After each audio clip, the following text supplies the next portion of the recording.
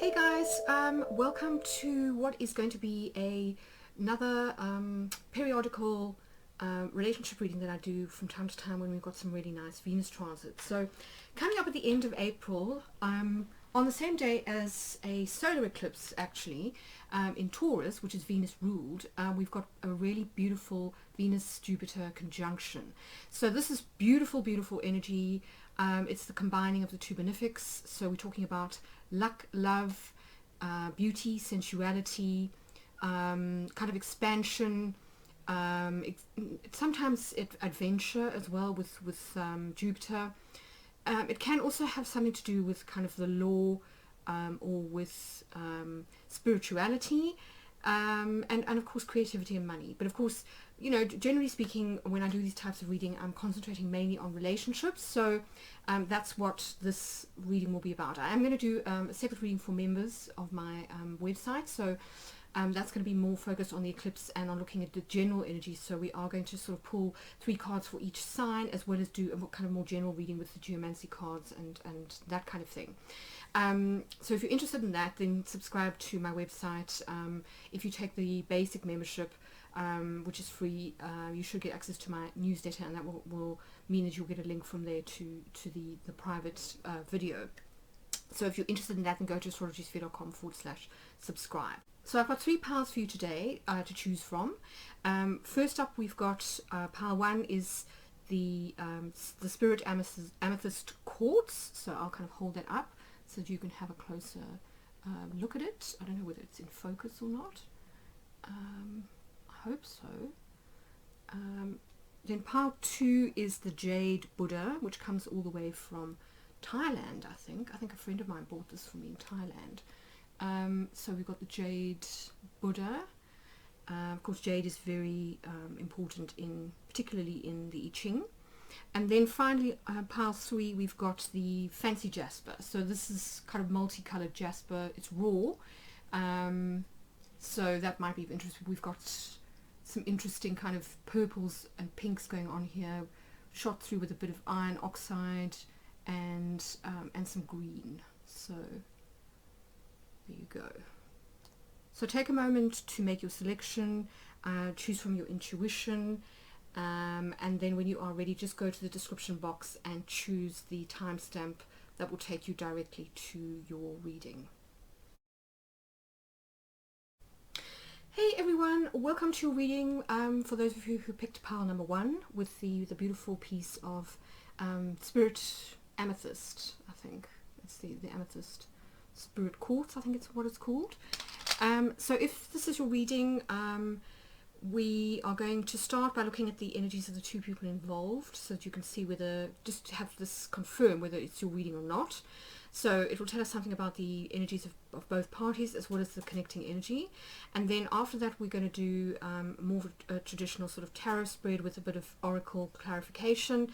And I'm also going to use the name tiles and possibly some trinkets from the Magpie Oracle, just to sort of like finish off your reading.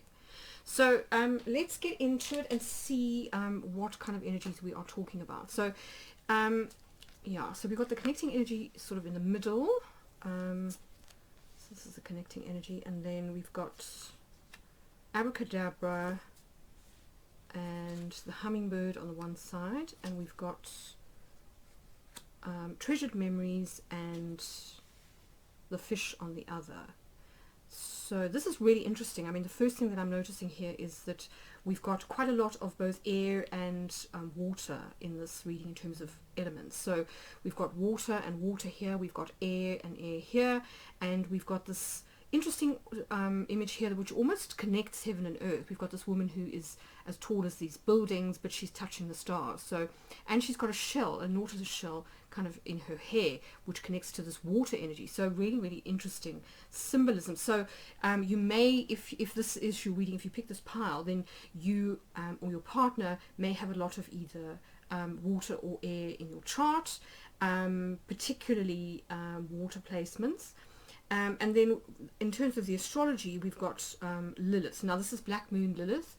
Not everybody knows a lot about Black Moon Lilith. Essentially, Black Moon Lilith is a kind of a hypothetical point in the moon's orbit when it's the kind of the furthest point away from the Earth at any one time in terms of the moon's position. So if the moon is kind of at say apogee, so if it's at its closest point to the Earth, then Black Moon Lilith will represent like perigee, so it'll be the furthest point, is the opposite point to where the moon is sort of away from the Earth. And that's because the Black Moon Lilith essentially represents blind spots. So very often, you know, if I'm looking at this in an astrology chart, what I'm kind of looking for with Black Moon Lilith is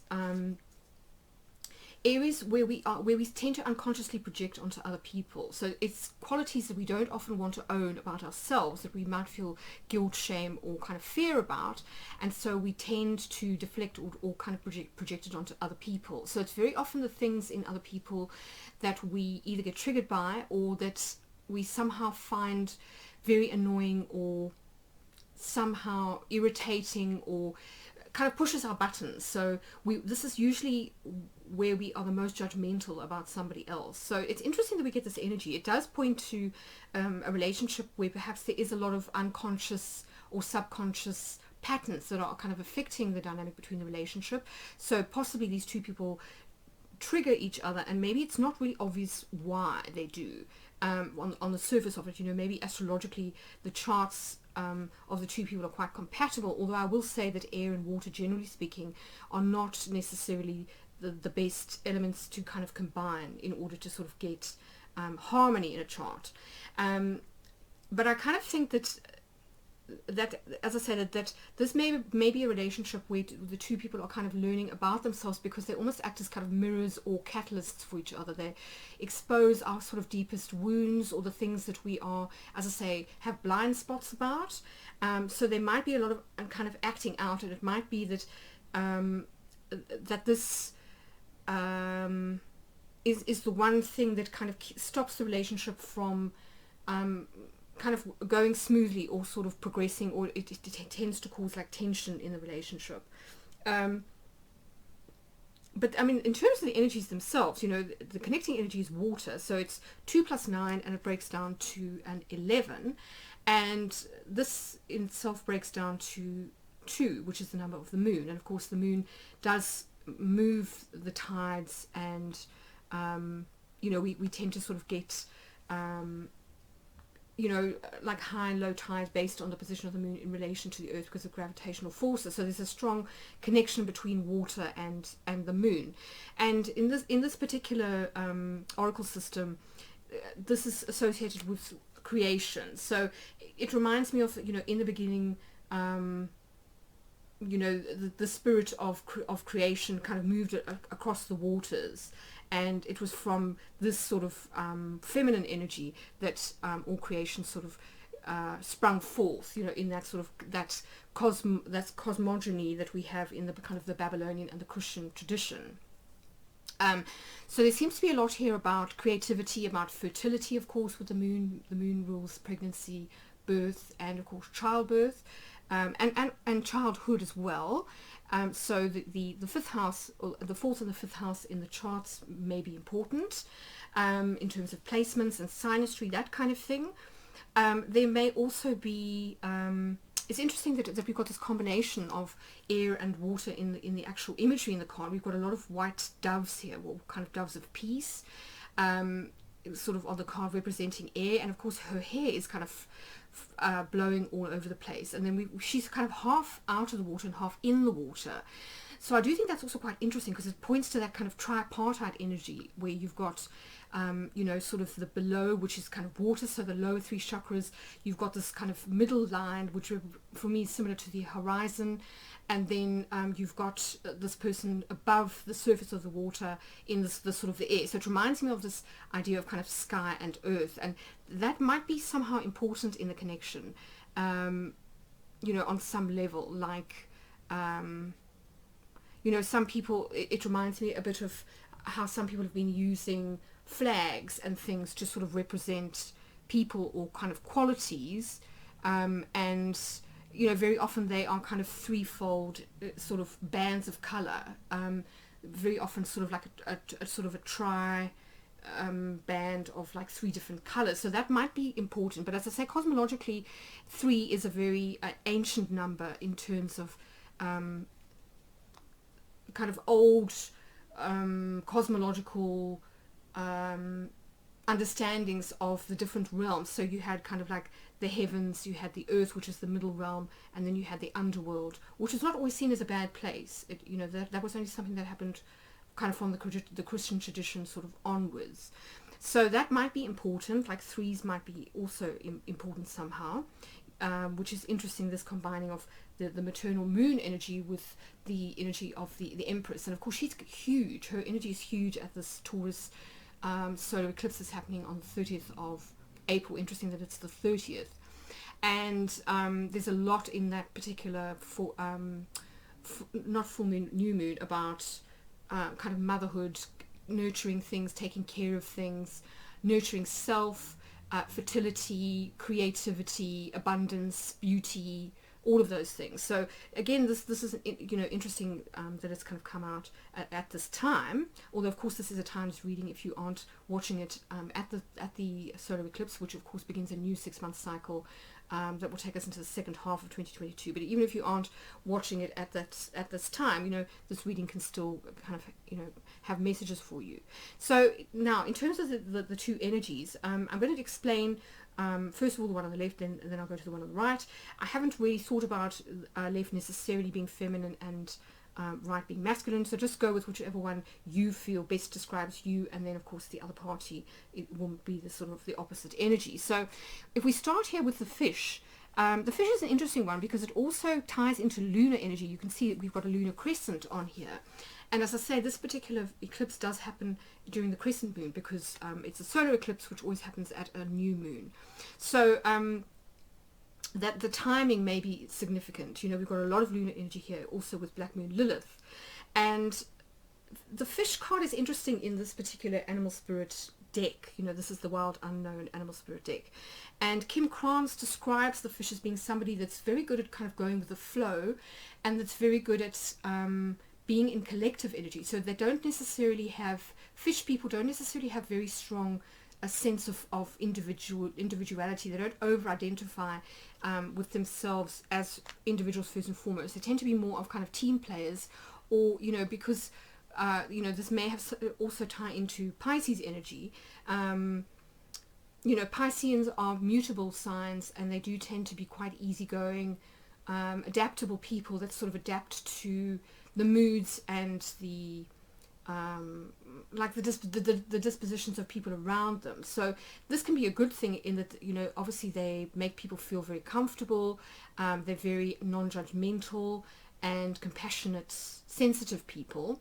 But it can also make them a little bit it can make them vacillate and be a little bit flaky sometimes. And this is the downside of the fish, is that the fish sometimes, when it's not in its power, can sometimes have trouble making decisions and sticking to them. So there may be an element here of slipperiness, or of being a little bit non-committal, or possibly indecisive if this person is out of balance. And as I say, given that we are talking about Black Moon Lilith, we are talking about often the sort of the negative side of people or situations that we don't necessarily want to face up to. And let's face it, Pisces is very, very good, being Neptune ruled, at escapism. It tends to sort of move towards fantasy and hedonism. It isn't really that keen on facing up to kind of harsh reality. So there may be an element, particularly with the fish, of escapism, or sort of wanting to take the easy way out, or taking the line of least resistance. So tending to people please, or not to sort of be confrontational, but this can sometimes of course lead to people not really understanding where they stand with a fish, or not really knowing what the fish wants. So that could be an issue. And then with that, we've got treasured memories. So this is interesting. It's an 18, so it breaks down to the number 9. And treasured memories in this particular oracle system, which is the Oracle of Mystical Moments, this is sort of very much air-based energy. So treasured memories is all about nostalgia, and it's also about how the past often shapes us. So you can see this woman, and she's got flowers in her hair, and her hair is quite sort of bushy and kind of looks a bit like a cloud actually, and this is kind of reflected in the balloon that she's holding, which has got a cloud in it. And I don't know if you can see, but the balloon itself has got sort of patterns of triangles all over it, what look like triangles. So I don't know whether you can see that. So that might be significant. It could be triangles, or it could be sort of diamond shape, but it looks like triangles.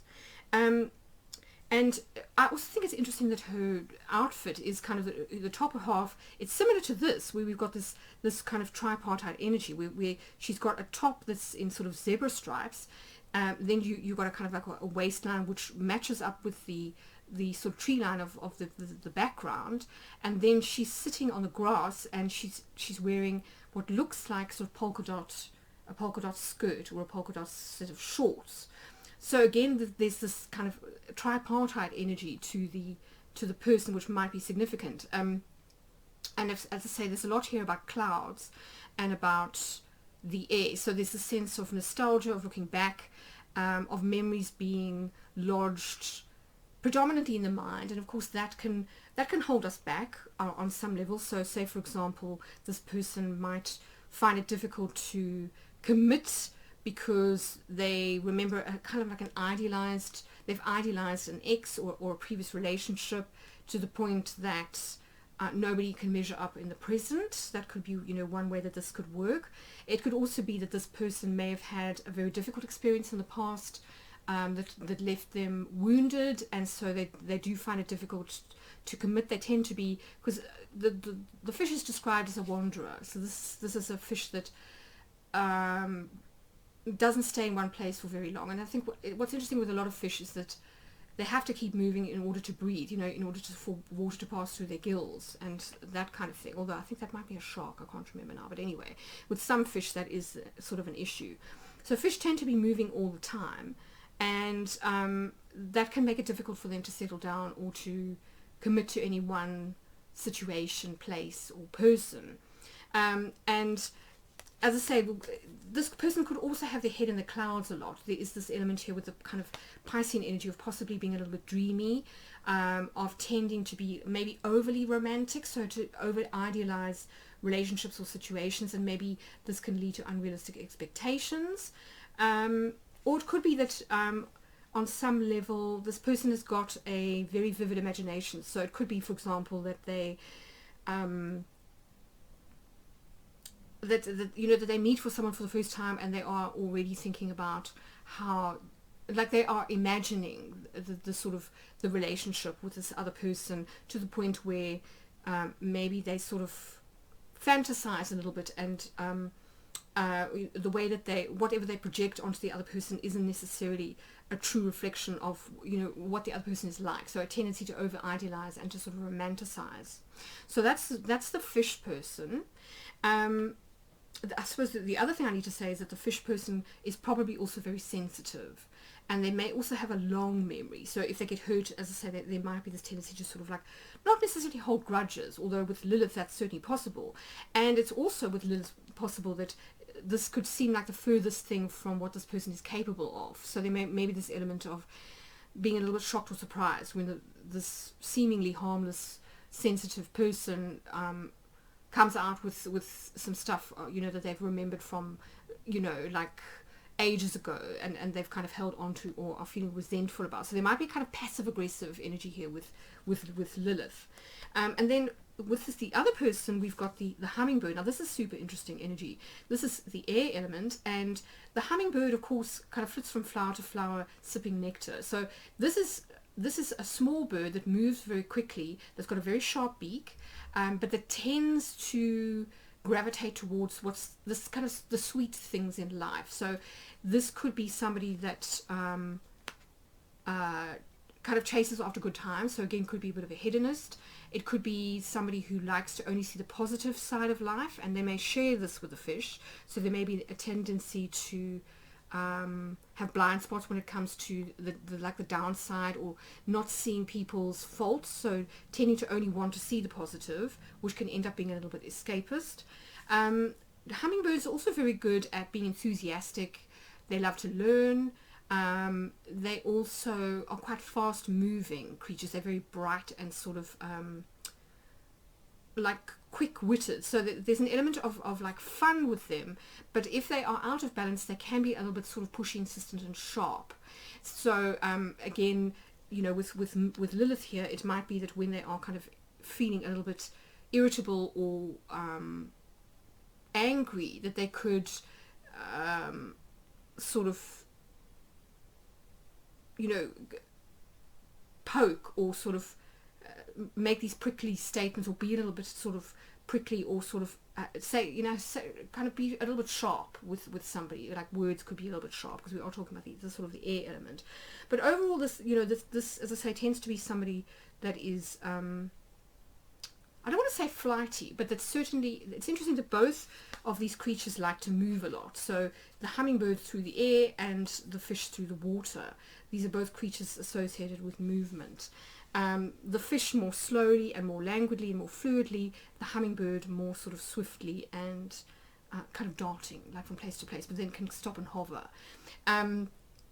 So it could be that both of these people, in their own way, like freedom, and they have problems committing to sort of long-term situations. Maybe this person, the hummingbird, may get bored easily, that, you know, that if the sweetness drains out of a situation, they want to sort of move on to the next flower. So there could be an element here of, you know, only being there for a good time and not a long time, or to sort of to get irritable if the other partner dares to sort of bring up anything negative. That's like, don't ruin my day, don't sort of say anything that's not positive, that kind of a vibe. So as I say, a little bit hedonistic potentially. But also, as I say, quick-witted. So, you know, this is air, and so this person might also like witty repartee. They might be quite light-hearted and appreciate a bit of banter, you know, with other people, particularly when they are flirting. And then abracadabra is an interesting one. It's a 34, which breaks down to a 7. So this is the number of magic and of the planet Saturn.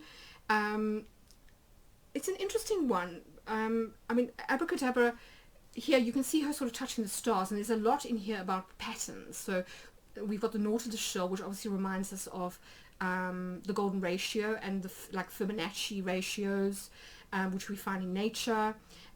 There's the sense of the constellations, which are kind of stars that are joined up to form different patterns and pictures. And then we've also on the ground got these spires, these towers with different kinds of like hats almost, if you like. So we've got sort of like a round hat here on the right, which is similar like to the dome of St. Paul's, and then on the left we've got the much more sort of pointed spires of like Gothic church towers, that kind of thing, church spires. And then in the middle here we've got what looks like the Eiffel Tower, but it's got another sort of tower sort of in the middle, which is almost a combination of the two energies. So it's quite interesting, actually. It reminds me a lot of you know, famous cities that have got interesting skylines, you know, like London, Paris, New York, that kind of thing. So it may be that this individual, you know, likes the high life, you know, that there's this sense of wanting to sort of to be ambitious, or to like to climb the sort of the ladder, or to be part of, like to be with the in crowd, you know, to sort of be in the sort of the upper echelons of society. But with abracadabra here, there's very much the sense of being a magician in your own life. So being able to see the patterns in your own life, being able to work with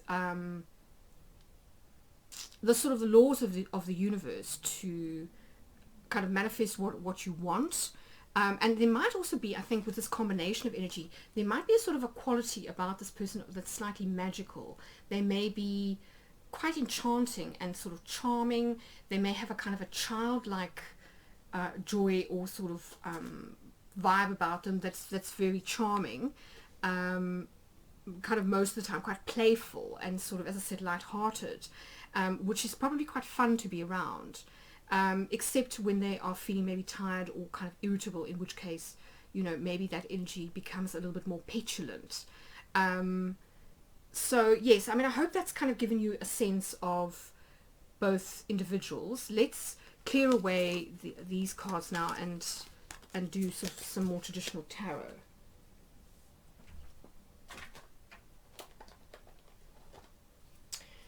So for this, I'm going to use the sort of the ordinary Rider-Waite deck, and whoopsie.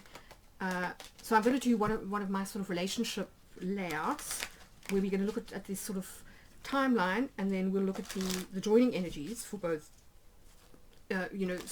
individuals, just to get a snapshot of where these people are right now in relation to this particular connection, and then we'll get some advice on where things are kind of going next, or what to do if there are kind of issues in the relationship, and then we'll finally pull some trinkets and some name tiles so that you can just get some confirmation to sort of so that you, whoops, that jumped right out of the deck, so I'm going to put that in the middle. The Three of Wands, that's interesting. That's quite optimistic energy, actually. Very it's someone standing on a cliff at sort of the edge of a harbor, looking to the sunrise and also to their ships coming in. So there's this sense of optimism in the relationship. So it's possibly a relatively new relationship, where both parties are kind of still in the honeymoon phase, and are sort of maybe getting to the point where they are starting to think about the future, in the sense that maybe they feel that they are ready to take things to the next level, or they're no longer seeing it as being just sort of something casual, where they want to sort of plan for the future, and are feeling as though maybe the relationship at this stage has got legs.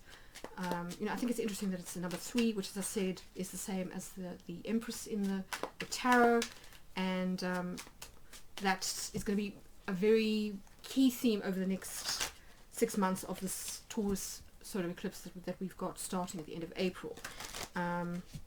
So there may be also links to the eclipse that we had, the Taurus lunar eclipse that we had around about the 19th of November, because it was in the same sign. So there might be a link to events then and now. Just something to consider. We will have a second eclipse, a lunar eclipse in Scorpio, in May, at the full moon. So again, there may be sort of a connection to that sort of date going forward. Okay, I think that's shuffled enough. Let's just cut the deck. Okay. I'm going to have to move this down a little bit.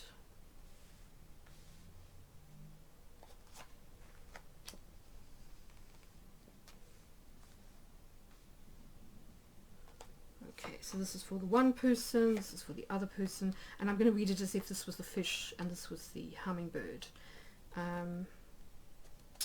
Interesting. Bottom of the deck, we've got the King of Swords in reverse, so that's interesting.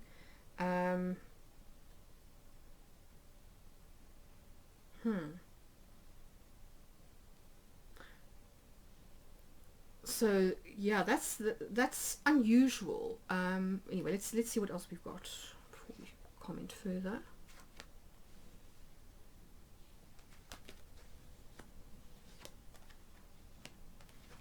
Oh, looks like I might have had the deck upside down, so I'm going to turn these cards around.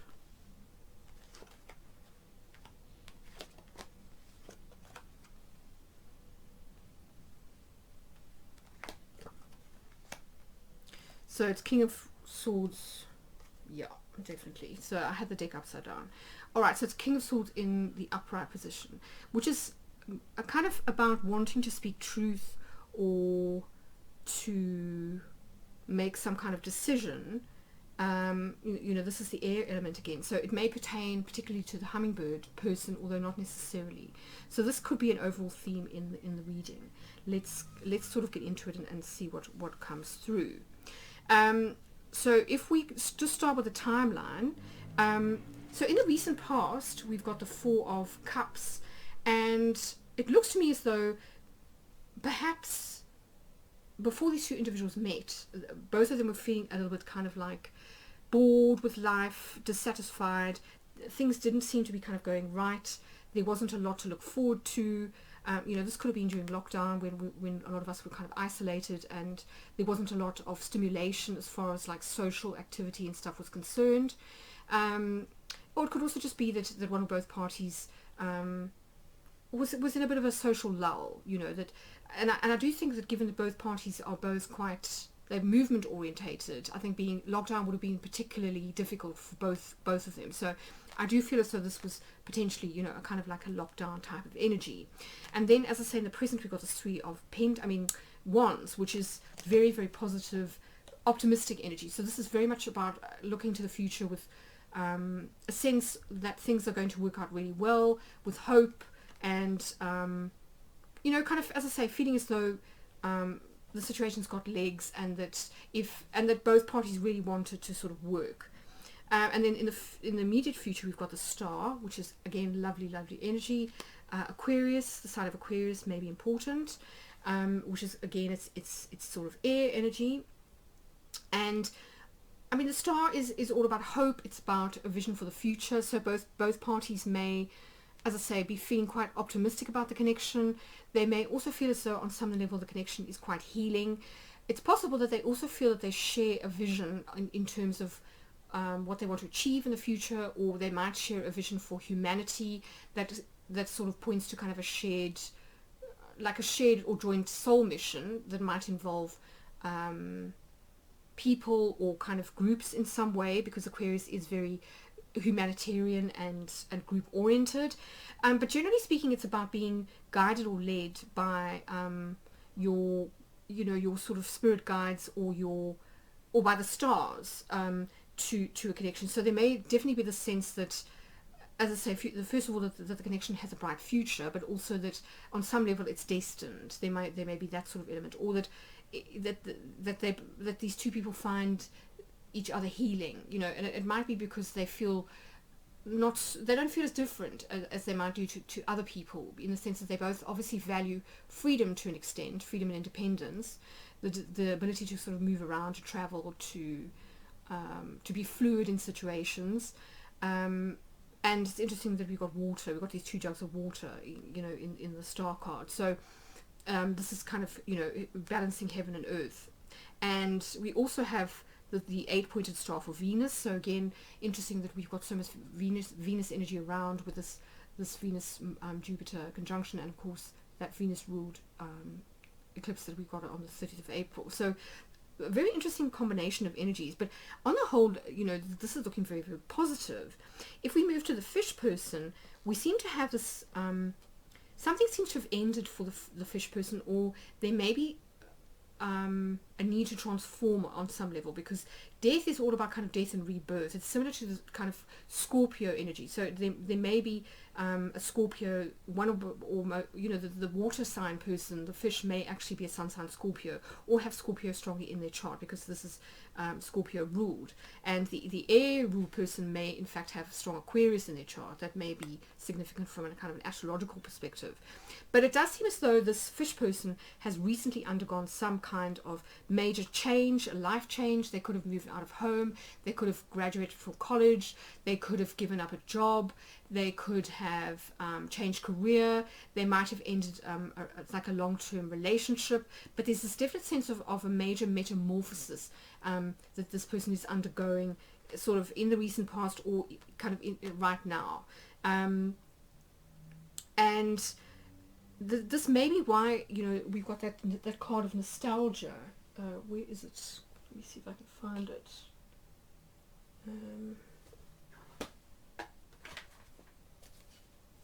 Here, this card about memories. It could be that this fish person has undergone some major change, and it might be connected to family or like a loved one. So maybe they've lost somebody. With COVID, it's possible that this person might have experienced a loved one crossing over. They may have lost someone due to a breakup, for example, or they might have moved away from where they grew up, and they could be missing relatives or friends, that type of thing. But they do seem to either have undergone or be undergoing some kind of major shift or change here. And it's interesting that we've got this Four of Cups energy, because this can sometimes be about somebody who's feeling a little bit depressed. So it could be that, as I say, they are coming out of some kind of breakup or mourning periods. They may have been grieving, or sort of undergoing some kind of major transformation, and that the memory of this is still sort of lingering. So it might still be with this person, and they might have brought it into the connection. Because at the bottom of the reading, we've got the Eight of Swords, and this is very often about feeling trapped or stuck. And as I said, I do think it's interesting that both parties in this particular connection do seem to value freedom. So we've got, let's just put the hummingbird image here so that we've got a more balanced sort of picture. So it could be that that there's a sense here of these two people are seeing a future potentially with each other, but or are kind of imagining a future with each other with the Ace of Swords, but there may also be a part of them, with that Lilith card of like, ooh, but is this going to mean that I'm going to have to give up my freedom? So there may be the sense of wondering if joining with somebody else is going to come at the expense of independence. There may be the fear of being sort of like, I don't want to say engulfed, but it's interesting that transiting Uranus has recently come back to the fixed star Menkar, which is in the constellation of Cetus the Whale. And I keep talking about this because it was quite prevalent last year between about August, September, and like October, November. And Cetus the Whale can very often be where we are worried about feeling either overwhelmed, or like a situation could overwhelm us, or kind of smother us, or there could be also a fear of like the devouring mother kind of archetype. So somebody smothering us or stopping us from sort of doing what we want, or just sort of cramping our style a little bit. And it's interesting because the Eight of Swords very often feels stuck, but you can see there's a semicircle of swords behind the person, but because they're blindfolded, they can't see that they can actually walk forward without any encumbrance. And very often it's about that kind of prison of the mind, where we have these limiting beliefs about something, and we think that, say for example, like commitment would mean that we would have to sort of like sacrifice our individuality, when in actual fact it might not necessarily be true. It could just be that you blend your energies when you're together, but you don't you retain your sort of your identities as individuals. You still pursue your own interests, you still pursue your own career, etc., etc. So there can sometimes be that sort of misconception. I keep thinking about that Khalil Gibran saying, "Let there be spaces in your togetherness," in his sort of on marriage. So that might be a bit of a sticking point in the relationship, but that might have something to do with that Black Moon Lilith energy that we saw. So it could be that, as soon as these two people have started to think about a future with each other, to imagine that, this could work out quite well, that it's triggered one or both parties and made them start fearing that, a commitment could mean that they're going to be tied down, and that this could be like a negative. So fears might have been sort of triggered. And I think it's interesting that sort of in terms of like going forward, that the Ace of Swords is the sort of the overall energy, and that is kind of vibing with the King of Swords, and is all about clarity and truth, and sort of cutting through illusion, delusion, fear, a lack of like confusion, that kind of thing, and also BS. So there does seem to be a need to sort of get clear about things, to get real, and to also maybe see that some of these anxieties or fears may not actually be, they're not real necessarily. They may just be in our heads. So that's something to bear in mind. Now, if we look at the hummingbird person, they get the Six of Pentacles as their sort of overall energy, and this is an interesting one. I mean, the Six of Pentacles can be about like karmic gifts, so it can be about as you reap, so you sow. As you sow, so you reap. So it could be about things coming back to bite us from the past, for example. But equally, if we've put in a lot of effort and sacrifice, and that kind of thing, whether into a relationship, a career, or a situation, it could be that this starts to pay off now, because this is all about the scales balancing, the karmic scales. Sometimes it can be about breadcrumbing. I know some readers will see it as being sort of breadcrumbing. And we can't get away from that possibility, given that the hummingbird does seem to be a little bit of a hedonist. So, I think just kind of take that as it kind of resonates. We will kind of clarify in a minute.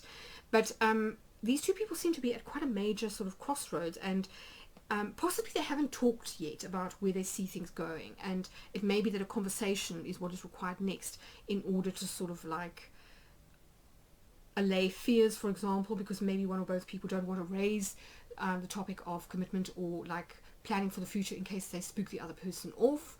And that may also be why we've got the King of Wands, of Swords here, that there is a need for an honest conversation, in order to for things to sort of move forward, to take things towards this kind of star energy. But let us just get a little bit more information. I like to use my Lenormand deck to do that. So this is the I think the Lenormand Revolution deck.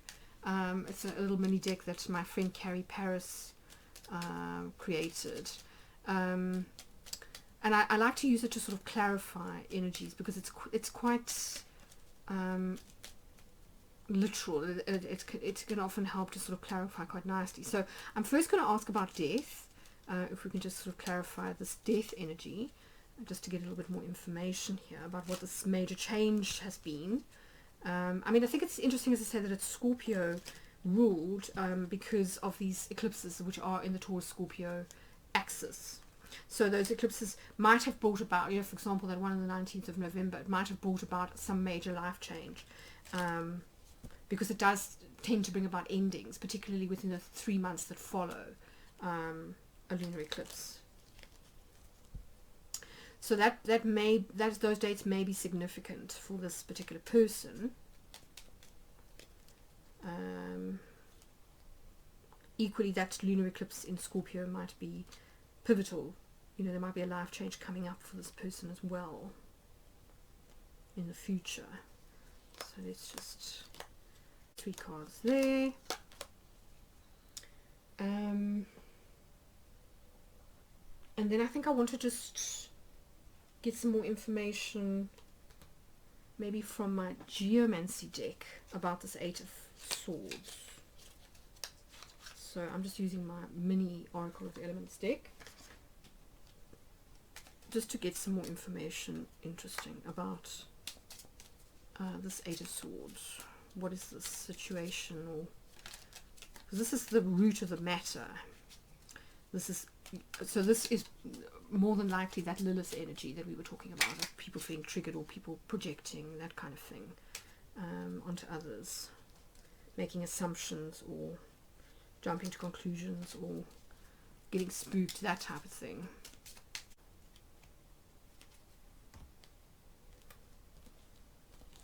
So 2 more cards, Albus and Puer. So it's interesting. If we start here with the Geomancy cards, we've got Amisio, which is Venus in Taurus, so that's interesting given the sign of the eclipses. We've got Albus, which is Mercury in Gemini, and I think Mercury will be in Gemini at this particular solar eclipse, if I'm not mistaken. And then we've got Puer, which is Mars in Aries. So we've got Earth, Air, and Fire. So that's interesting, given that we've got fire in sort of the middle of the reading. So I kind of feel as though this may have to do with definitely somebody being triggered because of a past relationship not working out, some kind of loss. So it could be this fish person experienced some kind of loss or kind of ending in the past that has left this individual feeling a little bit kind of wounded, and now that there's an opportunity here for a fresh start, and movement forward is required, so decisive action moving forward, it may be that this has kind of triggered this individual, particularly the fish, into almost like fight, flight, or what's the third one, like being paralyzed. So it may be that one or both individuals, as I say, is feeling a little bit triggered and paralyzed, doesn't really know how to kind of move forward, can't see the way forward, because of being triggered. So that might be what this stumbling block in the situation is, and why we've got that Lilith sort of energy going on. But let's see what we've got here in terms of the Lenormand. Interesting. So we've got the infant or the boy child, we've got the bear, and we've got the dog. So yeah, I mean, this is a very interesting energy. So it kind of points to potentially this person having undergone some kind of either career change, particularly with the infant, and so this is about new situations, and the bear is very often a boss. So it could be that this individual either was promoted in the not so distant past, or that they left a situation where they were maybe the boss, or the sort of that they work for themselves, or they might have decided to go out on their own, and that there was something here to do with loyalty, because this is a friend. A dog is a friend or a soulmate, somebody who's kind of loyal. And it's possible that this person feels betrayed on some level, or that they kind of wonder where their loyalties lie. So maybe they sort of are torn between their career and a relationship, for example. Maybe it means that if they have undergone a career change, or they're thinking about a career change, that or a change of position, a change of status, even with the this kind of boss energy, that they are worried that it will impact the relationship, or that somehow they're going to have to choose between the two things. So that could be, a little bit of the dilemma here. Let's see what else is interesting. Ooh, okay. So for the hummingbird person, we've got the fox, the snake, and clouds. So this is super interesting energy. I mean, in and of itself, these two cards by themselves are not necessarily negative, but you put them together, and we are talking about potentially somebody who's quite crafty and a bit snaky. So we could be talking about betrayal here, and with the clouds there could be some doubts. So I mean, it's interesting that this person gets the dog and this person gets the fox and the snake, and it could be that trust is an issue in this particular relationship, because of experiences in the past. So it could be that this person values loyalty a lot, and maybe they were betrayed in the past, and so they find it difficult to trust. But equally, this person may also have some doubts, either about the other person, whether they can trust them, or indeed themselves, because this is somebody who is a little bit of a schemer. I have to be quite honest. And the clouds, I mean, interesting again that we've got these two cards that have got like clouds being featured. So it could also have to do with doubts, like the mind being clouded, because we've got this Ace of Swords energy, is sort of the advice energy, which is to get clear about things, to have a conversation, to sort of to get clarity in the situation. So it may be that in this particular situation there's been a bit of game playing. As I say, I do think that both of these individuals find it difficult to commit and to settle down. So it could be that they have been playing games as a way of sort of keeping distance between themselves, to avoid intimacy. There could be avoidant attachment styles. This person does seem to be like, what's the word? Like magic or enchantment seems to be important. So they either like to be sort of enchanted by another person. So maybe they expect this sort of fish person to like to charm them and to sort of win them over, or it could be that they are quite charming themselves, and they are very good at sort of casting spells on people with this fox kind of energy. And it may be that this is coming back to bite them now, that their past is kind of catching up with them, because don't forget that we've got this Lilith energy here, where it's pointing to blind spot, or sort of where people's like their hidden shadow side, if you like, and how we tend to project this onto other people rather than kind of own it ourselves. So this is where we can self-sabotage. So maybe it's worth kind of getting a little bit of clarity about this Lilith. Yeah, let's just pull 3 cards to clarify. So please could we clarify this Black Moon Lilith energy? How is this manifesting in the situation, or how will it manifest in the situation? Because I mean, it's interesting, we've got a lot of positivity in this reading. It's not a negative reading. If we look at the 3 of Wands and the Star, I just think that these people need to potentially be a little bit more honest and open with each other, and have a conversation about their expectations, or maybe their past experiences, because I Otherwise, one or both of them could potentially sabotage the connection, and it seems as though it would be like a waste, because, you know, as I say, these two individuals are quite similar, and even though with other people they might not be able to have a relationship, maybe these two, because of their sort of their love of freedom, they may actually suit each other quite well. Although sometimes the opposite is also true. You know, if you get one individual who's quite restless, you need somebody who's more settled to kind of ground the other person. So I suppose it can kind of work both ways. But definitely loyalty seems to be sort of something that the fish person values, and betrayal seems to be a theme with this hummingbird person. So yeah, it's kind of interesting.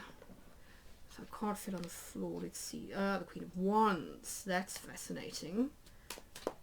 So it could be that one person in this connection is quite good looking with this Queen of Wands. This is somebody who tends to attract a lot of attention. It's Leo energy, it's fire energy. So this is somebody, a woman who is very attractive, who knows what she wants, who's quite outspoken, entrepreneurial, like a bit of a go-getter, that causes a stir when she enters a room. Interesting, very interesting.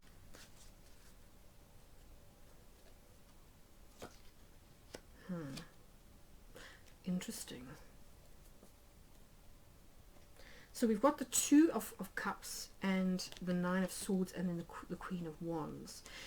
So this is super interesting. I mean, first of all, the Two of Cups does indicate some kind of soul connection.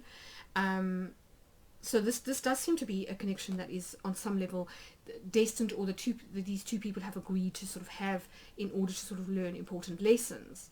But there does seem to be some anxiety or fear here, because the Nine of Swords is very often about like being up at night worrying about stuff, not being able to sleep, overthinking, overanalyzing, worrying about the future. But very often it's about situations that will never happen. So it can be like catastrophe thinking, and I do think that this is someone being triggered here, similar to this 8, you know.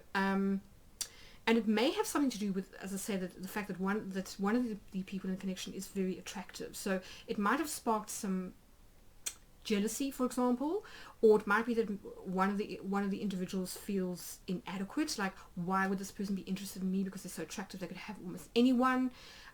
It could also be that, as I say, if it is this hummingbird person on the right, that maybe because this Queen of Wands attracts a lot of attention, is very good looking, that maybe they've got a lot of suitors to choose from, and so there's this element of, well, why should I settle for one person, because I could have my pick, you know. So there could be this temptation, or there may have been in the past this temptation to sort of like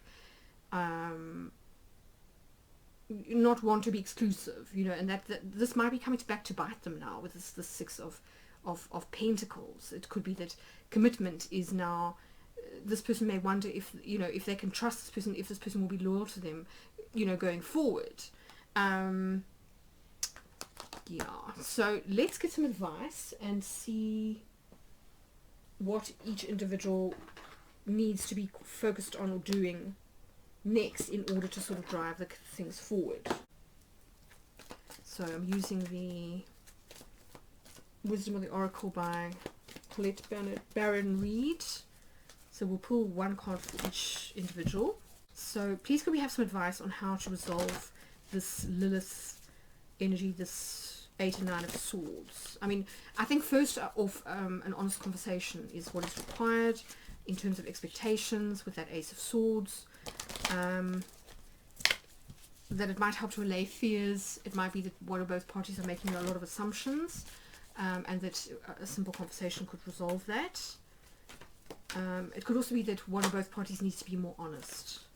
You know, there's no point in sort of just saying what you think the other person wants to hear if that's not really what you want or what you think or feel, because one way or another, you know, the other person's going to find out at some point. Or you're not going to be able to deliver. Okay, so one card each. So let's have a look. For the fish, we get exchanging gifts and for the hummingbird we get the fates. So this is fascinating. First of all, with exchanging gifts, this is 27, so it breaks down to a 9, and 18 is also like breaks down to a 9. So number 9 might be important for this fish person. So exchanging gifts is interesting. It's all about reciprocity, and it's about equal give and take, which is what the Six of Pentacles can also be about. So it's about finding situations where you give as much as you take, and vice versa. So a kind of a balanced connection. And so as you know, in terms of advice, I think it's kind of saying that if the fish person wants things to progress, they need to sort of like first of all ensure that they give their currency wisely, so that they are discerning in terms of who they give their love or their attention to. But equally, there also needs to be maybe a commitment to kind of giving as much as they receive. So a kind of an equal balancing of give and take in a relationship seems to be important as a contribution for the fish person. Now for the hummingbird person, we get the fates, and this is a 17, which breaks down to an 8. And the fates is all about, I mean, it's interesting that both of these cards like have got stars on them. So astrology might be important, certain transits might be important for this connection. As I said, those eclipses might be something significant to bear in mind. Equally, fixed star aspects in particular might be significant. So you might want to go and watch my video for those two eclipses, just to see whether some of the fixed star placements are kind of resonating. But the fates, to an extent, is about what we can't control. So it's interesting that we've got the star here as well, that there is a sense of this connection being destined on some level, and that it's kind of written in the stars, and that both parties may have agreed to come together in order to have this experience, and there might be some aspect of this connection that is sort of that both parties have agreed to go through, which may or may not be pleasant. So it might be that certain developments have to sort of happen in order for one or both parties to grow, but equally it could be that maybe this person is the hummingbird is maybe a little bit of a control freak, and they've had to learn to sort of like let things be, to sort of open themselves up to receive, with the Three of Wands here, that there could be an element of anxiety here about, am I good enough? Am I good looking enough for this person? Will they sort of like, do they really want to have like a long-term relationship with me, or are they just saying that? That there's an element here of like accepting that they can't control everything about the connection, and that there are certain predestined maybe events that need to unfold, which they are just going to have to sort of go through, or kind of or it could be that, as I say, with the Six of Pentacles energy, that there's this element of they can't control the past, so they can't control, say, the karma that comes from the consequences of their actions if they were a little bit deceitful in the past. I mean, it could also be that they were betrayed in the past. We could also read this as being that somebody did the dirty on them, and this has made them doubt their own ability to have like sustainable relationships, so that they doubt the other person. They don't know whether the other person's loyal. They may have difficulty trusting. This might be what their sort of issue is with this Lilith card. And that their lesson in this way is similar, in this kind of reciprocity, that they need to sort of there needs to be equal give and take, in the relationship on their side as well. So I mean, a very interesting sort of reading. I think let's just get some trinkets for each of these cards, just to sort of further clarify. So interesting, we've got the 4-leaf clover, the horseshoe here for the exchanging gifts person, and then for the fish. And then, yeah, I mean, you can't make this up. We get the star for the fates. That is amazing. So there's a lot here about stars, constellations, astrology. I mean, even in the Pentacles, we've got these sort of these 5-pointed stars. So yeah, so stars, astrology, space, the heavens, fate, maybe there may be an element here of, like, as I say, that this relationship is written in the stars, and that they just have to accept this fate and kind of enjoy it rather than sort of overthink here with all these swords cards. You know, there might be this element of like overthinking, or it could be also that they are worried that maybe this Queen of Wands is like competition, you know, and maybe this could be the ex. You know, if this is a somebody who had a female partner before, maybe this ex like overshadowing events.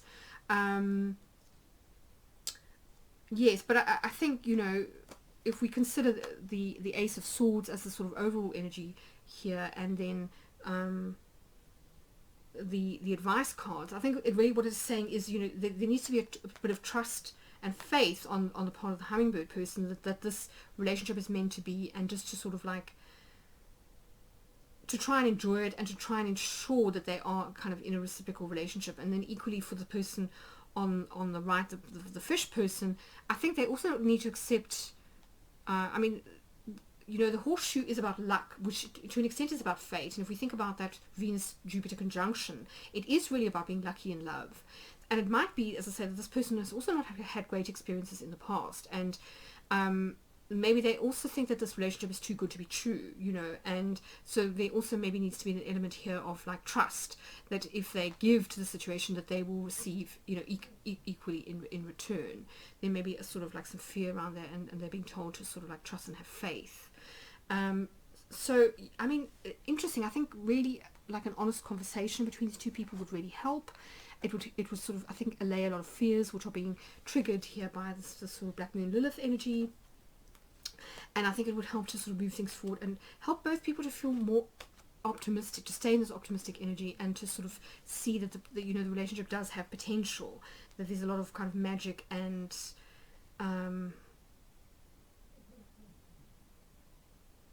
enchantment about the connection. There's something really sort of beautiful about it, and to sort of trust that, you know, as they kind of move forward into this new 6-month cycle.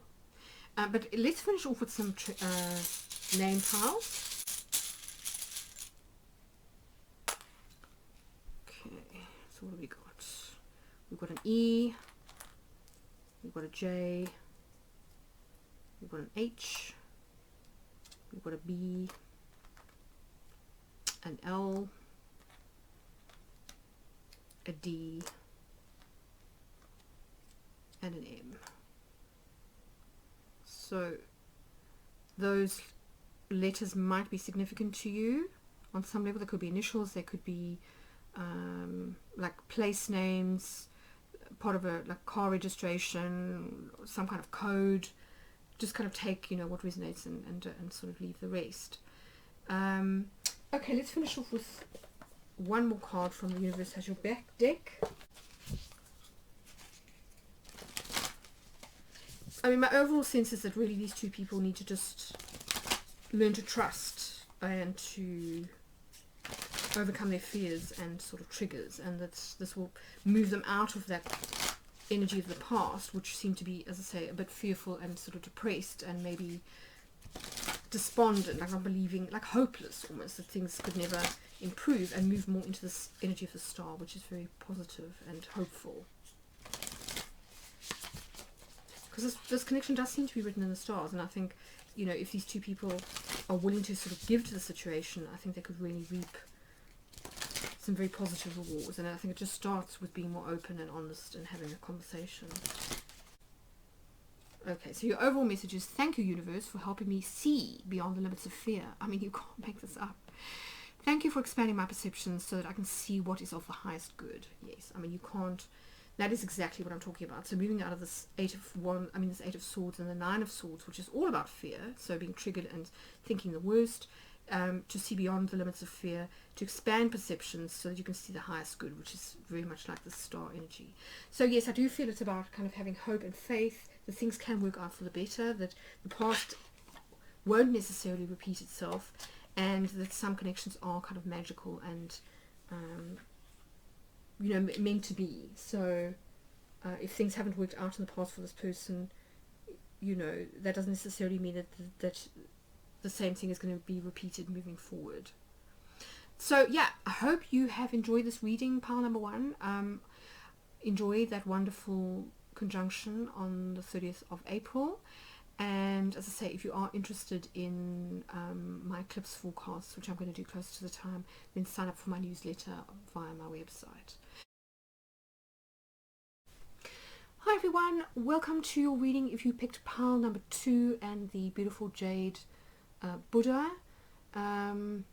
this was given to me by a friend who visited Thailand, something like that. So I just want to say that I did your reading and came to the end and realized that I hadn't recorded it. So I'm interested to see what kind of comes out the second time around now that I'm doing this reading. But the first time around there was a very strong LGBTQ kind of vibe to the reading. So I'm just going to like put that out there, that it did seem to be about possibly same-sex relationship of some kind. But anyway, let's get into the cards and look at the energies of the two people in the situation. This will help you to confirm whether this is in fact your reading. If it isn't, please feel free to pick another pile. And then we'll get into some tarot after that to look at the situation more in depth and what's going to happen in the immediate future. And then we'll finish off with some name tiles and some trinkets from the Magpie Oracle. So let's get into the connecting energy first. So we've got this equator energy and the sign of Aquarius. So this is also what initially made me think that this was potentially either a sort of like a gay or some kind of same-sex or LGBTQ connection. Okay, we've got the gift and the deer. So this is one person's energy. Just feel free to sort of go with whichever you gravitate towards, whichever sounds more like you.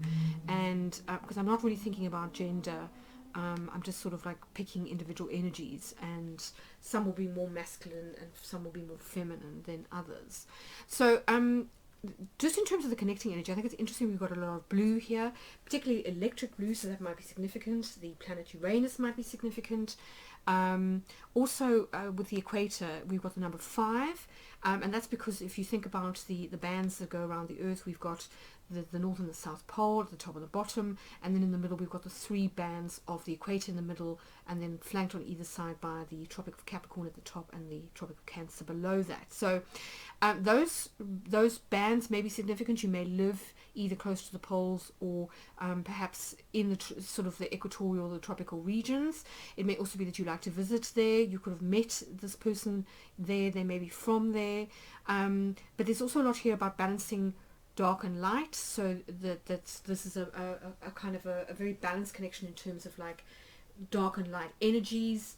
It could also be that it's a mixed race relationship, if you want to be really sort of like literal, but generally speaking, it's sort of equality seems to be important to the connection, especially with this Aquarian energy, which is all about the sort of the brotherhood of man and this kind of democracy and this leveling out type of energy, which is all about shared power. It's about everyone being equals rather than a sort of like a despot and then like the subjects. So you may perhaps have met this person through some sort of altruistic pursuit, maybe some kind of cause that you both believe in, maybe an environmental type of sort of like campaign or something like that. Equally, you might sort of campaign for LGBTQ rights, or just be very have a shared mission on some level that has to do with altruistic or humanitarian causes. But I mean, what I find so interesting about the energy is that both these animals are ruled by feminine elements. So we've got the deer, which is ruled by earth, and then we've got the swan, which is ruled by water. And what's also fascinating is that there's a lot of mirroring happening in this connection. We can see that we've got the swan here, and then if we look at the card on the right, we've got a swan here too. So I think that's quite fascinating, and it does seem to point to a fated connection. A lot of people see swans as being associated with twin flame connections. Personally, I just like to think of it as being about connections with people that we have strong soul ties to, and that we might feel is our kind of counterpart, the person that we want to sort of mate for life with, if you like. So somebody that we want to sort of be in a long-term connection with, or somebody that we feel very, very drawn to on a spiritual level. And it does seem as though this connection does have a lot to offer. If we start with the deer here and this gift card, which is interesting, it's 23, so it breaks down to a 5, similar to the equator. We've got this individual holding what looks like a gift, and it's wrapped up with string, and you get the sense that I mean, the person is holding an umbrella over the swan, and they've only got one hand to unwrap the present, but you can see almost like that they could just pull the string and the whole parcel will kind of come open. So there's a sense to me of like there's an ease to the connection. There's something magical about it, that the connection also bears gifts, that perhaps the dear person sees the swan person as being a gift on some level. It may be that the swan person is gifted, because it can pertain to somebody who's very creative, particularly to do with solo creative pursuits like writing or like being an artist, or perhaps a dancer too, because the swan is very graceful. You know, maybe a ballet dancer, something like that. But I do feel that that the dear person certainly treasures the swan person and thinks that this particular relationship is a gift on some level. The deer energy is interesting. As I said, is earth. It's somewhat more introverted earth energy, but it's very strongly associated with like nurturing feminine energy. So it's, Kim Kran sees it as being like new mother type of energy. So a lot of oxytocin, a lot of gentleness, compassion, somebody who's very tuned in to the needs of others, who may be a little bit sensitive and possibly shy, but who is a very gentle, caring individual. They may also, their love language may also have something to do with gifts. They may like to give and receive gifts.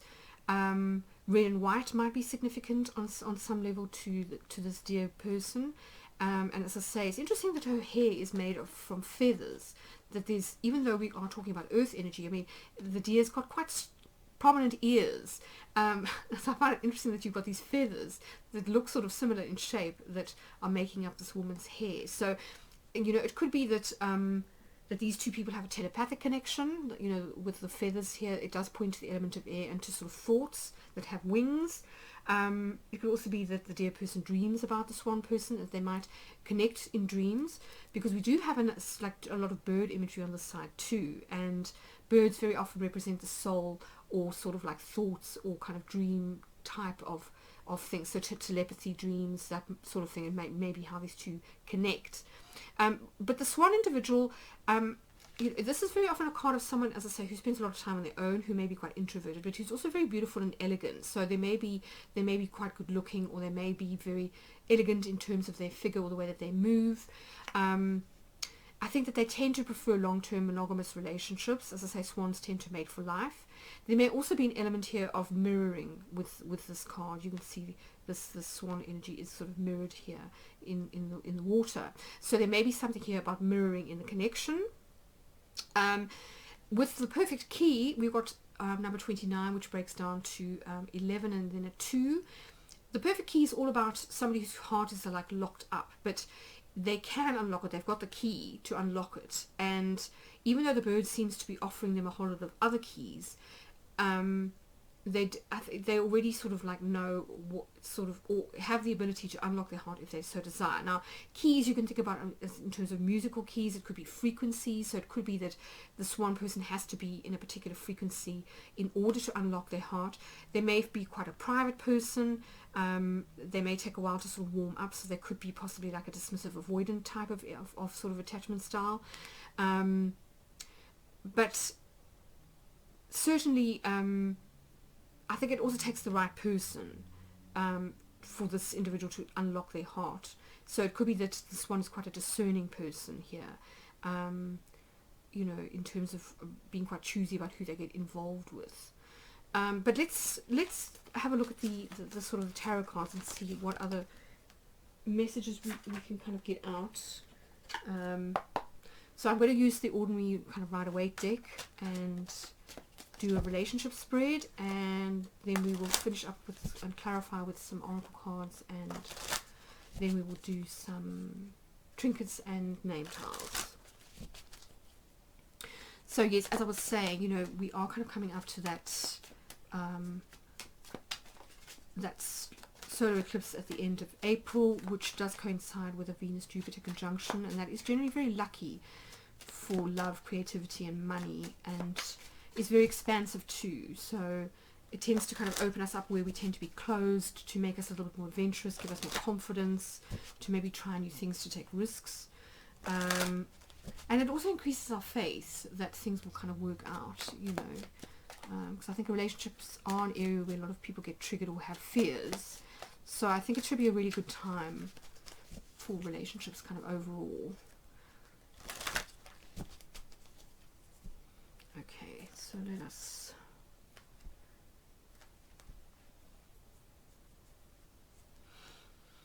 Okay.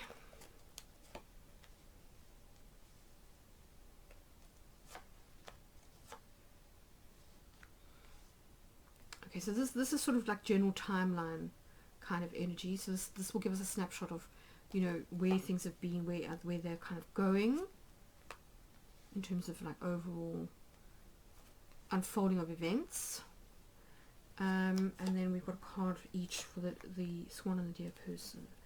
So on the bottom of the deck we've got the Page of Swords. So that's interesting.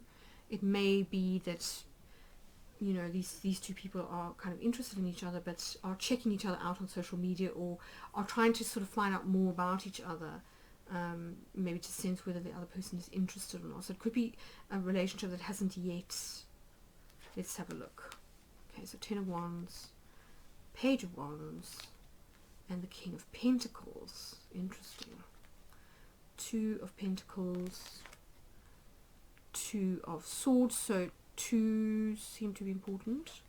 The King of Swords and Justice. So really interesting energy, actually. Completely different to the previous reading that I did for this pile. So just in terms of the timeline, it seems as though one or both parties have come out of a cycle where they felt a little bit overwhelmed or quite stressed. This may have had to do with work. It could have been like COVID and the lockdowns, which brought a lot of stress through unexpected turns of events for people.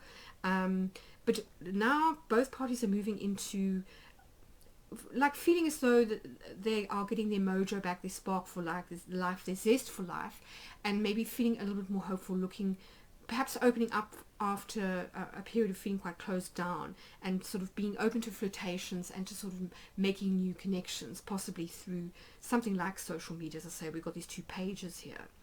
And then immediate future is the King of Pentacles, which tends to be about commitment. So someone who's ready to commit, or who has their kind of like their act together, and who has reached a certain level within their career, or sort of like in terms of achieving their goals, where they feel ready to maybe settle down, or to sort of like concern themselves with other things. So it's interesting that we've got the King of Swords as representing the person who is the Swan. Now this is quite masculine energy, which I'm a little bit surprised about. We've got 2 kings in the reading. You know, the energy that I felt with the initial energy was quite feminine, on both sides. So that's what made me think that it was potentially a same-sex relationship. But masculine energy doesn't necessarily have to mean like you know a male figure. We both have kind of masculine and feminine energy. So it could just be that the Swan person is currently in their masculine energy, and the King of Swords tends to be about somebody who is sort of deeply thoughtful, who's quite wise. You know, this card is sometimes compared to King Solomon, so someone who makes sensible decisions, who can be quite scientific or sort of detached, or somebody who feels the need to sort of speak their truth. And I mean, it's interesting that we get the Justice card for the Deer person, because this is similar sort of energy. We've also got a sword here. I don't know if you can see, we've got the Sword of Justice, and the scales as well, and that this person, it has a crown on, similar to a king. So there's a sense of both people being quite mature, mature thinkers, wise people who make choices that are very carefully considered. That these are not 2 people who make hasty decisions or who are overly impulsive. And sometimes the King of Swords is somebody who doesn't really say a lot, so they may be somebody of few words. It can sometimes also appear in sort of situations where communication has been limited or sort of cut off. And I mean, it's interesting that we've got the 2 of Swords and the 2 of Pentacles here, because these are both energies of sort of weighing things up, or feeling a little bit stuck, or being unsure, so kind of wavering, trying to sort of like make up one's mind as to what to do for the best. So it could be that maybe these two people have kind of spied each other out, maybe on social media or kind of around. Their interest has been piqued. They are feeling attraction towards each other, but maybe there's a part of them that isn't 100% certain that they want to pursue the connection, or that they are ready for anything serious, because the King of Pentacles is generally quite serious. I mean, as I say, it's interesting that we got this justice energy here, because sometimes justice can be about legal matters. So it could be that one or both parties are already in a commitment, are married, or sort of are having thoughts about marriage. They may be involved with the law. This you know, is often associated with the sign of Libra. This is air, a lot of air energy here, actually. And then we've got some pentacles and we've got some fire. It could also be that they are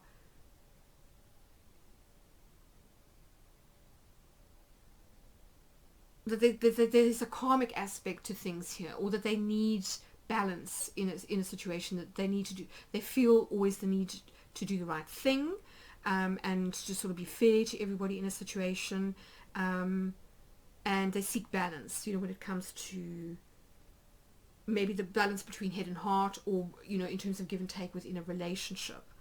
But I think what we should do is get some more information here about this situation, because it does seem as though these are two people who, as I say, are not necessarily in relationship at this moment, who may be in the early stages of flirtation, or maybe they have a crush on each other, or they've kind of seen each other around, their interest has been piqued, maybe they've exchanged some light flirtation via like messages on social media, something like that.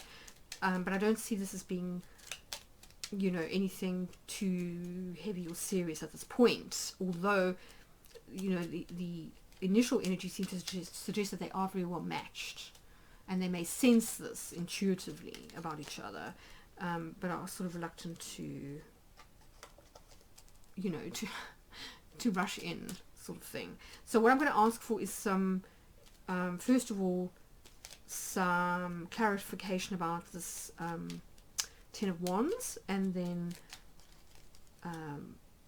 well, I'll get some message cards for the two individuals.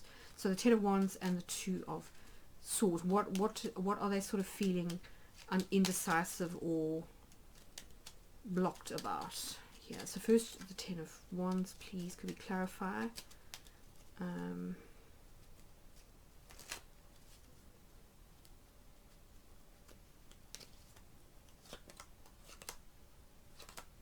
And then the Two of Swords. Please, can we clarify this Two of Swords? As I say, I do think these are two people who are interested, whose interest has been piqued, who want to know more about each other, who are maybe doing a little bit of fact-finding, trying to find mutual friends or learn about each other through social media. So they may not be close at this point. They may just be sort of acquaintances or friends of friends, that type of thing. Or just have seen each other around, perhaps through a group, you know, with that Aquarius energy. They may belong to some group, some political party, something like that, some interest group.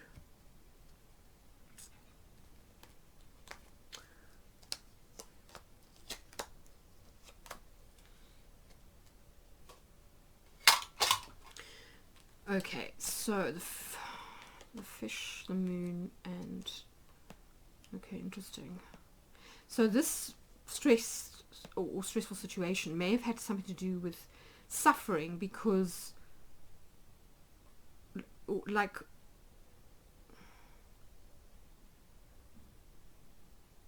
one or sort of both parties may have been involved with somebody that they thought was the catch, because the fish is very often associated with King of Pentacles, or it may be that they are, that they've got this flash of insight about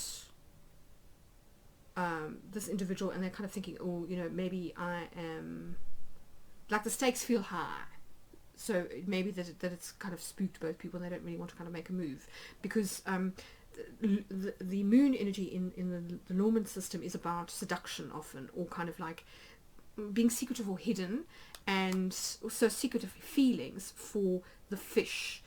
So it could be that they are looking for somebody long term, like a catch, somebody that they can really commit to, which I think was echoed in that swan energy. So the two people who mate for life, who are quite serious, two people who don't really like to date casually, and it might sort of have put pressure on them both, to maybe they felt like they were getting on, or they would never find the one, or maybe they sort of like clapped eyes on each other and immediately felt like, oh, this person could be the one, but now, oh, that's a lot of pressure. So there was definitely the sense of feeling stressed or overwhelmed in the past, but now things seem to be kind of lightening up here, which is nice, but there still seems to be a blockage. So let's find out more. Okay, so we've got the girl child, the book, and the scythe. So it kind of feels as though maybe things kind of like that one or both parties wants to make a fresh start, but they seem to have secrets. There seems to be something here about people not speaking up and being worried about situations ending suddenly, or being cut off, or maybe rejected because of something that is hidden. So it could be that one or both parties has a secret, or is ashamed about something, or doesn't really know how the other person would receive them, and it could have something to do with maybe not being like out of the closet, or not wanting to reveal feelings too early on, you know, for fear of rejection.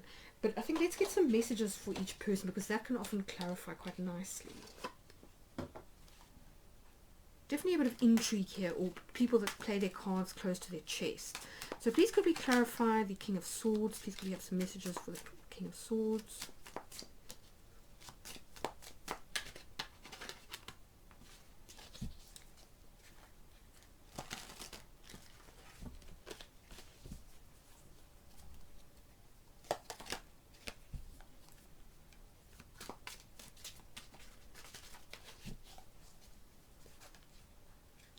I always find this deck quite difficult to deal. It's quite a thick deck, and the cards are also quite slippery. So please could we clarify I'll get some messages from the King of Swords. What is this King of Swords energy? What does this one person want to say to the dear person?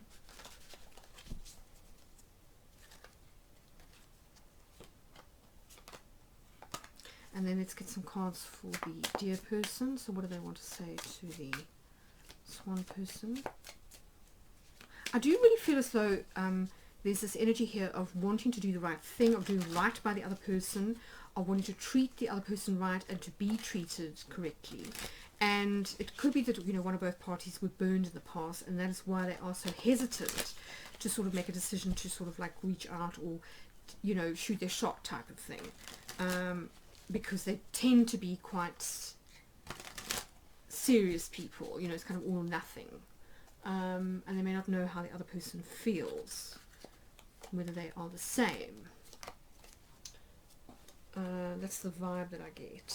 Because things are sort of light and flirtatious at the moment with that Page of Wands, but that's not really how these two people like are ordinarily. Yeah, you see, I'm too afraid to talk to you. I feel the same way.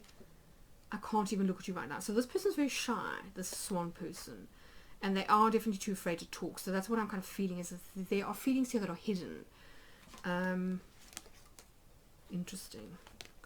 So you make my heart full. So yes, this dear person has got a sense intuitively that this is the person for them, with the 10 here, because it's like the 10 of Cups. Then we've got the Pentacle, which is about making an offer. So wanting a solid type of like connection, when maybe wanting to make an offer. But then we've got this, I think we should see other people, which is slightly unusual. So it could be that this person just wants to kind of date casually. Maybe they are risk averse, or maybe they want time to sort of make up their mind as to whether in fact this person is what they think that they are. And this person's obviously very shy, and it may be that they don't really open up very easy. That was the vibe that I was getting, you know, when we did the initial kind of cards. That this person is a little bit introverted, and they take a while to warm up before they will unlock their heart. So definitely there's a possibility here that they are dismissive, avoidant attachment style, in which case they will take a while to trust, that they will need consistency from the other person in order to sort of like relax and open up a little bit. So this seems to be a situation where there's a crush, but neither of these two people are willing to make the first move, or are feeling a little bit blocked or in two minds about whether to sort of make a move. So let's get them some advice to see like what they should do next. I mean, I do think it's interesting that we've got that eclipse coming up, and that very often does like loosen things up that have got a little bit rigid or stuck, sometimes in a shocking or rather surprising way. So it'll be interesting to see what happens, you know, in the sort of days leading up to and after the eclipse, whether something does shift, because Uranus is very prominent at that eclipse actually, and that does tend to sort of like bring about surprising plot twists and open things up where maybe they were a little bit closed before. You know, like chance meetings bumping into each other, that type of thing. So it'll be interesting to see what does happen. Okay, so I'm feeling okay, interesting, happy, and regeneration. So this is interesting. Let's start with happy. This is a really lovely card about being happy-go-lucky. So it's a 26 that breaks down to an 8, but it's all about kind of being happy in the moment. So really just sort of moving into this Page of Wands energy, which is quite light-hearted and fun, and is about the sort of magical inner child. So I think that they are kind of telling the Swan person to lighten up a little bit and just to sort of get into this more happy-go-lucky, playful energy, and that will help to sort of like melt the ice a little bit and kind of get the sort of rapport going, if you like, not to be too uptight. And then for the deer individual, we've got regeneration. This is often about second chances, and I do feel as though potentially this deer person is coming out of maybe a long-term committed relationship, maybe a divorce, and it may be that they are looking for a second chance in love. Maybe they are a little bit older, and regeneration is saying that even though you might think that your life is over, or that, you know, situations are kind of like dead, that there is an opportunity here for a reset, you know, on some level. This is very similar to the Judgment card in the tarot. So that's pretty interesting. I think let's get some some trinkets just to further clarify. Oh, interesting, that fell out. So Venus prominent. That's beautiful. So we've got the hearts. So this is definitely a connection that would be two people meeting equally in the heart space, which I think is beautiful.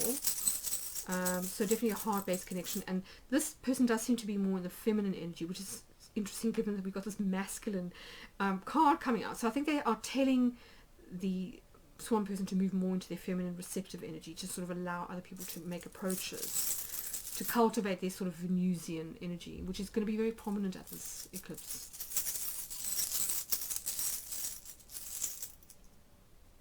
Interesting. So we've got the moon. So it could be pointing to the moon phases being important, but equally we've got the moon here.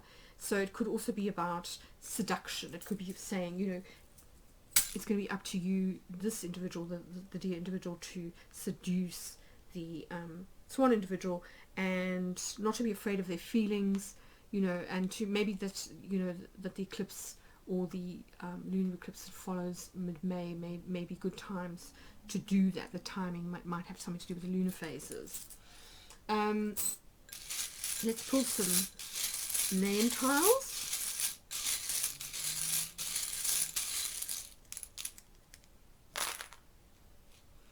Just to kind of give you confirmation. So we've got K, we've got Z, T, C, B, B, so BB. Somebody might have like a nickname like BB. Interesting, EE. So BB and EE. I mean, that's similar to, you know, like a B. Oh, another E. That's so interesting. R, and Y. So those may be significant initials, they may spell a license plate, they may also, kind of be short, like an anagram for a place, but just kind of take it as it resonates, because this is a general reading. So interesting energy. Let's get some final advice from the whoops, the universe has your back deck. Cards falling everywhere. Again, that seems to be a theme. So I do think there's an element of the unexpected that's going to be important in this connection. That's going to, the people are going to come together in maybe an unexpected way, surprising way, an accidental way. So please could we have some advice for these two people?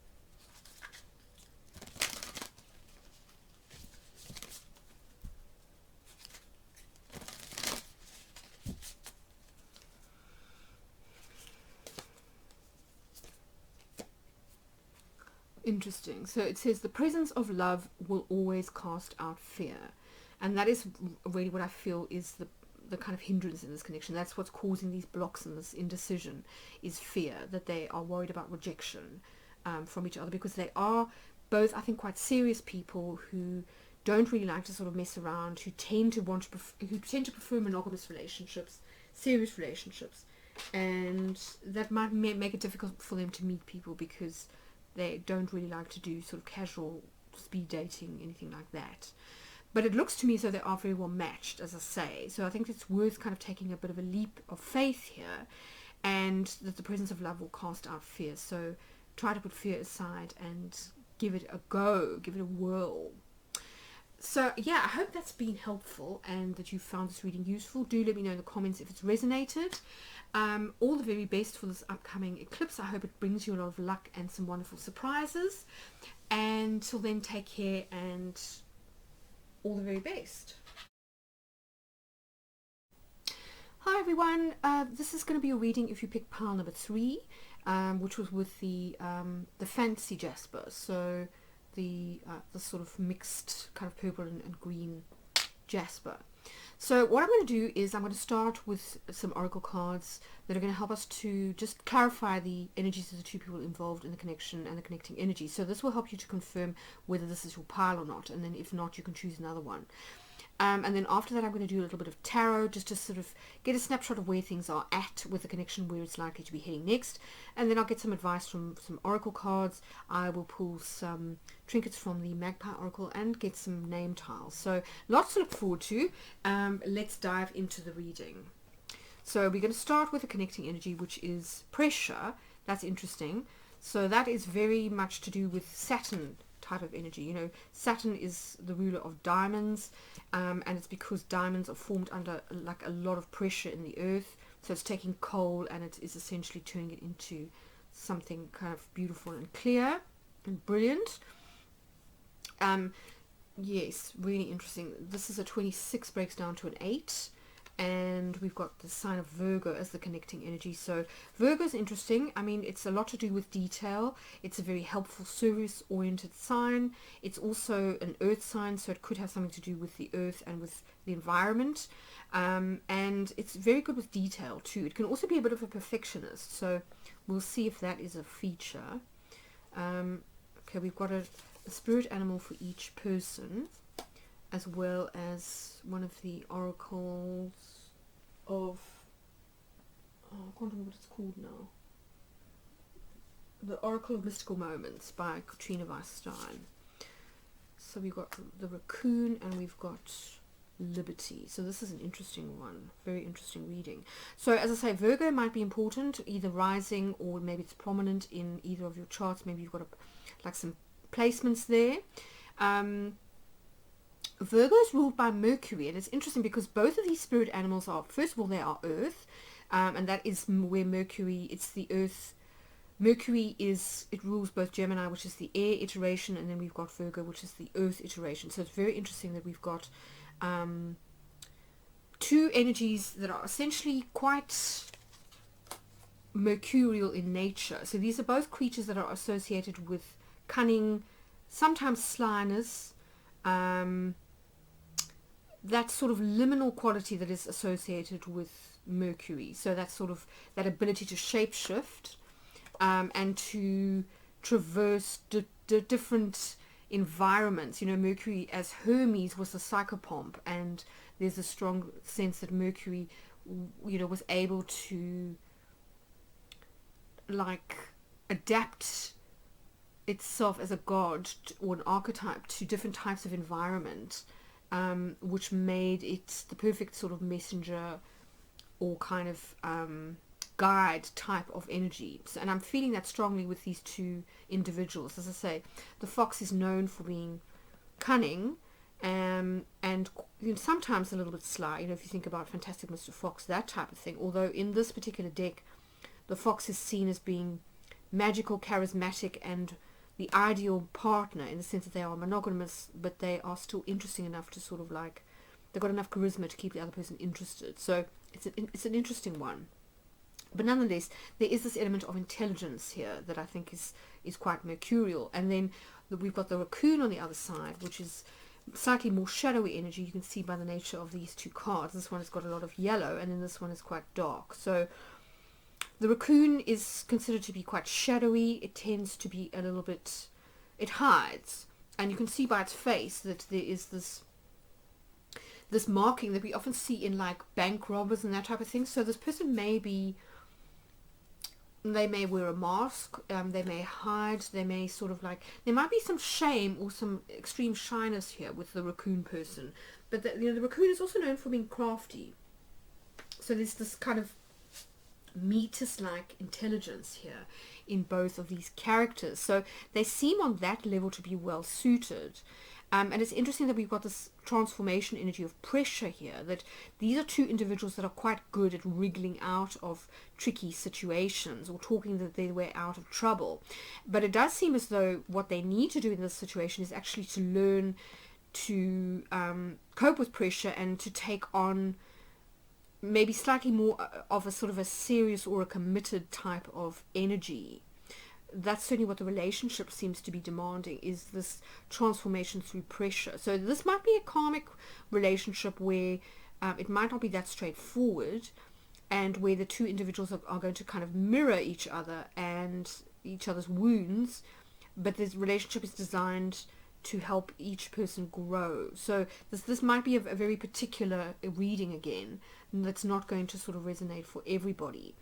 But I do feel as though these two people are going to have prominent Mercuries in their chart. If not the chart ruler, then certainly like in the first house, or somehow very prominent, like aspecting the sun or the moon, something like that.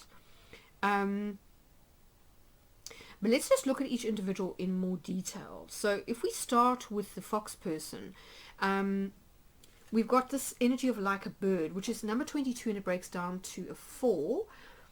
I mean, it's an interesting card. We've got this blue bird, or a speckled sort of bird, which reminds me a little bit of a starling. And those are also very intelligent birds. You know, they are quite, you know, similar to a lot of the, like crows and other corvids, where there's this sense of, starlings are quite chattery, and they are sort of, but they are also known for being quite bright, and again, there's that sense of like a little bit of a glint in the eye, a little bit mischievous. And then you've got this woman with her back to the, you know, to the viewer, and she seems to have kind of angel wings, or the outline of angel wings. So it's a really interesting energy. I mean, in a lot of mystical traditions, the bird is associated with the soul. If you think about the Egyptian tradition and the bar bird, for example, certainly feathers, you know, can represent angels, and angels, the word angel in the Greek actually means messenger. So there's this overlap with the energy of Mercury Hermes here, of kind of this messenger energy of messages, of intelligence, that seems to be important. But the bird is also to do with the air element, and that may have something to do with like communication with thoughts, with telepathy.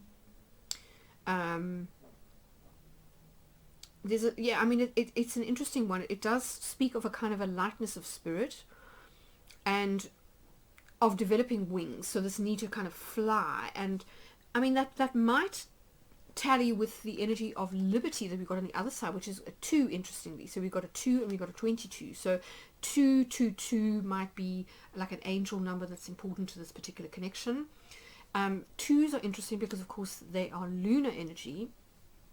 And I mean, this is a really interesting card paired with the raccoon. So this is somebody who really values their freedom, I feel, this raccoon.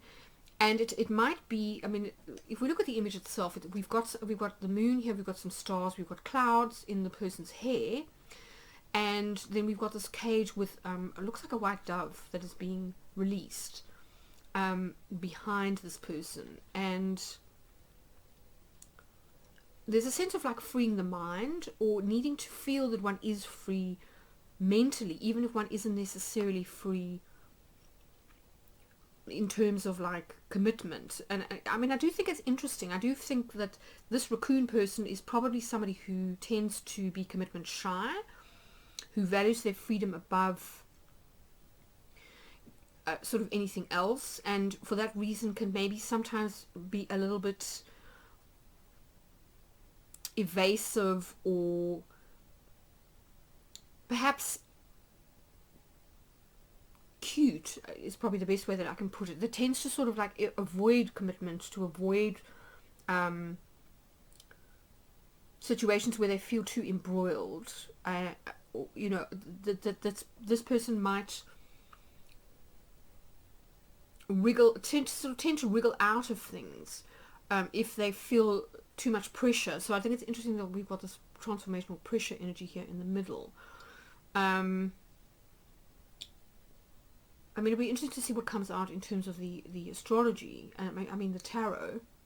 I mean, what I do find interesting about the astrology is that Uranus is quite prominent at this particular eclipse. It forms a conjunction with the Taurus sun and moon.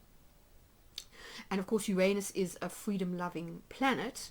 It's also a little bit erratic and unpredictable, and I feel that strongly with the raccoon. That I feel like this person likes to sort of keep things open-ended, or a little bit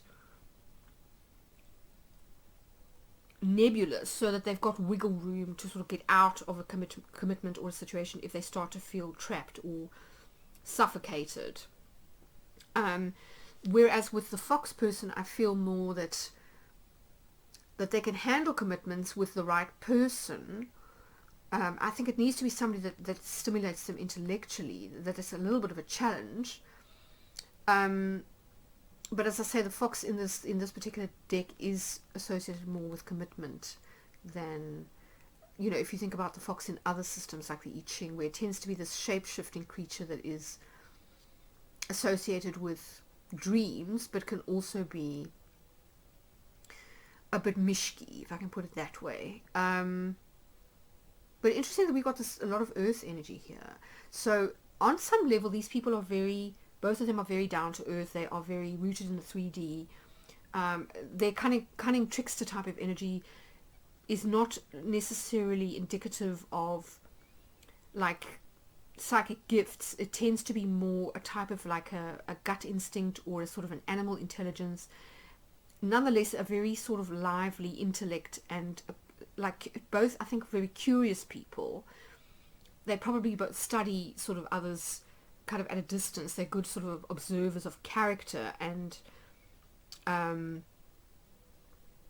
I say, are sort of strategic, both of them, I think, in terms of decision making, which, you know, I suppose can come off in some situations as being a little bit calculating, or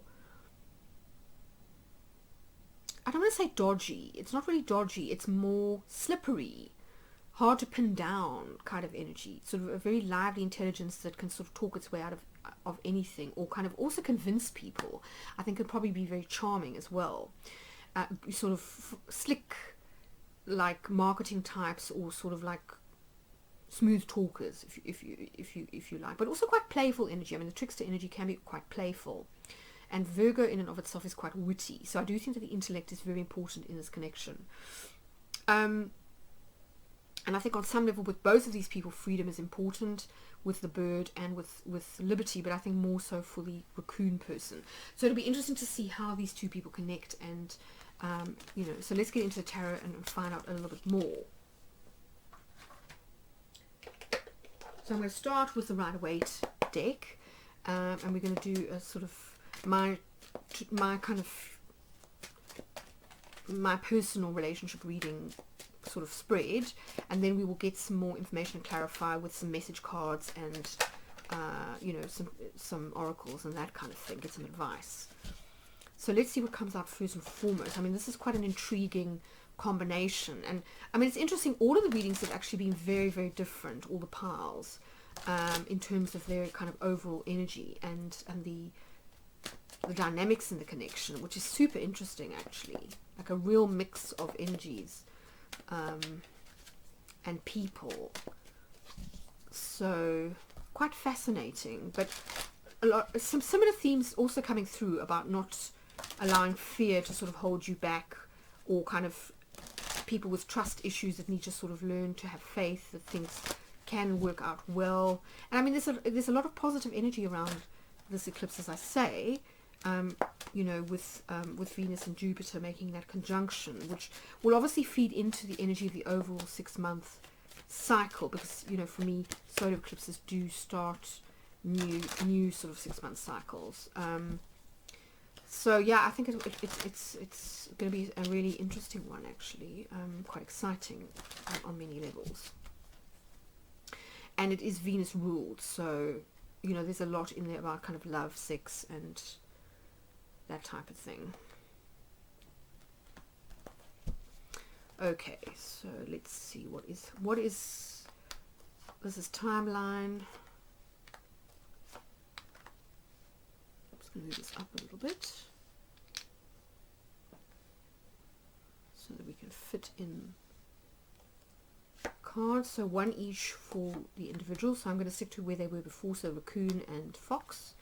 And on the bottom of the deck we've got the 5 of Cups in reverse, so that's interesting. So there may be something in this connection where there is a reconnection or a reunion after a separation, possibly one or sort of both parties coming out of a state of like loss, regret, that type of thing. So I mean, as I say, I do think that these are two people who potentially have commitment, who are a bit commitment shy, so it's possible that they've already had a go at this, and one or both parties has kind of like lost their nerve. Yeah.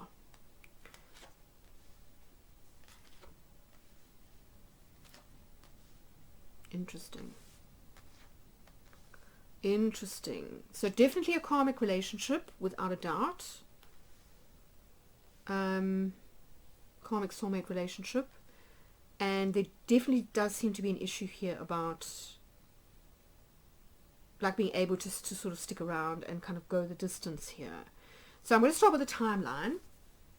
So in the past, these two people, this is the immediate past, were in solitary energy. So I do feel as though these were sort of two people who connected initially, then disconnected, perhaps because of having avoidant like attachment styles, and then right now there's this impetus to reconnect after a period of like maybe regret, like loss or regret. So a period of separation where one of both parties was like, oh, I did the wrong thing, I'm having second thoughts, I'd like to reconnect.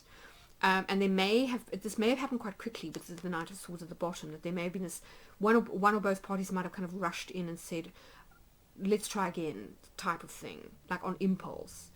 But and I think what it's done is, I think it may be the raccoon person, because we've got the Knight of Wands here representing their type of energy, and this does tend to be somebody who takes action. So it's somebody who's often very confident, who is a kind of like an entrepreneur, somebody who doesn't mind taking risks, somebody who's often quite good looking or has high status on some level that makes them very attractive as a partner.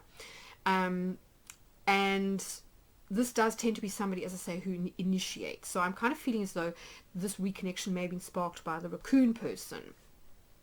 So kind of rushing in and saying, oh my god, I made a mistake, let's give this another go. But I feel with a fox person, with this two of swords here, that they may be in two minds as to whether to give this another go because of what's happened in the past. Because the two of swords is very often about feeling blocked or like not able to make a decision, so feeling in a stalemate kind of energy, not knowing what to do for the best. And it may be, as I say, that maybe in the past it was the raccoon person who kind of ran away or did a runner or somehow weaseled their way out of the situation, and the fox person might be feeling a little bit burned by this raccoon person. And it's interesting because, like, in the immediate future, there is this energy of like one or both parties deciding to walk away from the connection, possibly because of disappointment. So maybe this, as I say, I do feel like that particularly the raccoon person has a problem with commitment and with being seen on some level, that they like to hide, and it may be because of extreme shyness, it may be a lack of confidence, it may just be that they are very, very solitary or sort of introverted types of people. And I think the fox is more outgoing of the two of them, more extroverted, and it may just be that that the raccoon person is just too avoidant, and so tends to play games or try and sort of like date multiple people. There does seem to be a little bit of a dodgy, sneaky side to this person, and they may be a little bit overconfident. So it's possible that they are young or immature on some level. With the knight here, I do feel like this is somebody who speaks before they think, who tends to be a little bit impulsive, to make impulsive decisions, to kind of rush in and then maybe rush out. So even though there does seem to be a strong connection between these two people, I think that maybe the fox is feeling like, I don't know if this person's got what it takes to sort of like go the distance type of thing, because the fox, as I say, is monogamous, or does like to be in a kind of committed type of relationship, where it's not like a flash in the pan, one night stand type of story. Whereas maybe the raccoon is happier with more kind of short-term, casual type of hookups, that type of thing. But I think it's interesting that the future energy, or the potential, like moving forward, is the Six of Pentacles. And this can often talk about like reaping what you sow. So kind of karmic consequences of your actions type of story. So it could be that the raccoon is going to get a taste of, no, I don't want to say their own medicine, but it may be that they're going to have to face up to the fact that their sort of behavior has pushed the fox person away. So even though they might have felt regret, it may not be that they have properly apologized for their behavior, or kind of made up for it, or kind of shown that they have changed, or shown like enough remorse in the situation for the fox person to really take them back. That's kind of the vibe that I'm getting. But let's get some more information. I'm going to use the mini Lenormand Revolution deck just to sort of clarify here. So please can we clarify this, first of all, the Two of Cups, and then the Eight of Cups after that. And then I'm going to get some message cards for each individual. So, I mean, it could be that, these two people both value their freedom, but the one more so than the other one. And even though they are very similar people, it may not necessarily be enough to kind of make this a romantic connection that can last. So it could be that these two people end up being friends, that's the sort of better way to go forward. Or maybe they need to have it needs to be a sort of a casual thing, or they need to take maybe a break, so that the raccoon person can sort of consider their actions, and maybe level up a little bit.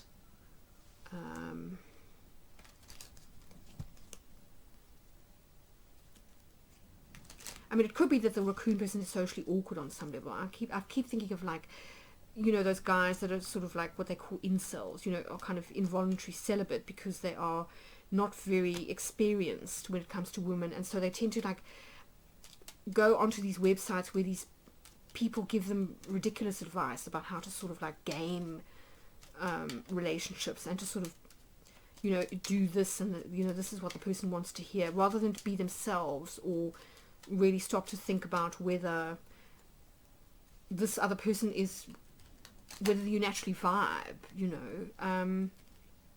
I just think it's an unfortunate side effect of like people relating to each other mainly in the digital domain, that a lot of people have kind of lost the ability to socialize. They've lost their social skills.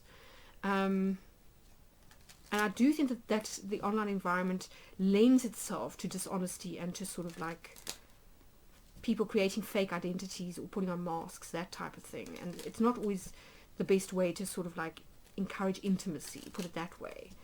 And I think it's created bad habits in a lot of people. That's certainly been my sort of observation, like online. And I think it's just really unfortunate, because I think a lot of people are feeling quite alienated and lonely, and do actually want to connect on a deeper level, but it's just, I think they don't really know how to, which is quite sad.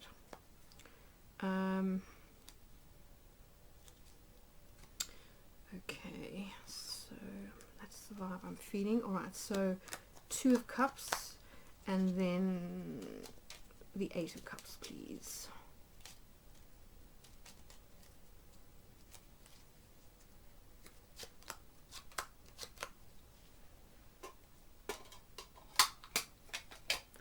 Okay, so what do we got? The Seer, the Fish, and the Ring. So this is interesting energy. I mean, it does kind of talk of like definitely a karmic connection, because for me the ring, it can be about commitment, but it can also be about a soul contract. And then we've got the fish here, which is very often about, like, it can be about money, but it's also often about like finding somebody who you consider to be a real catch.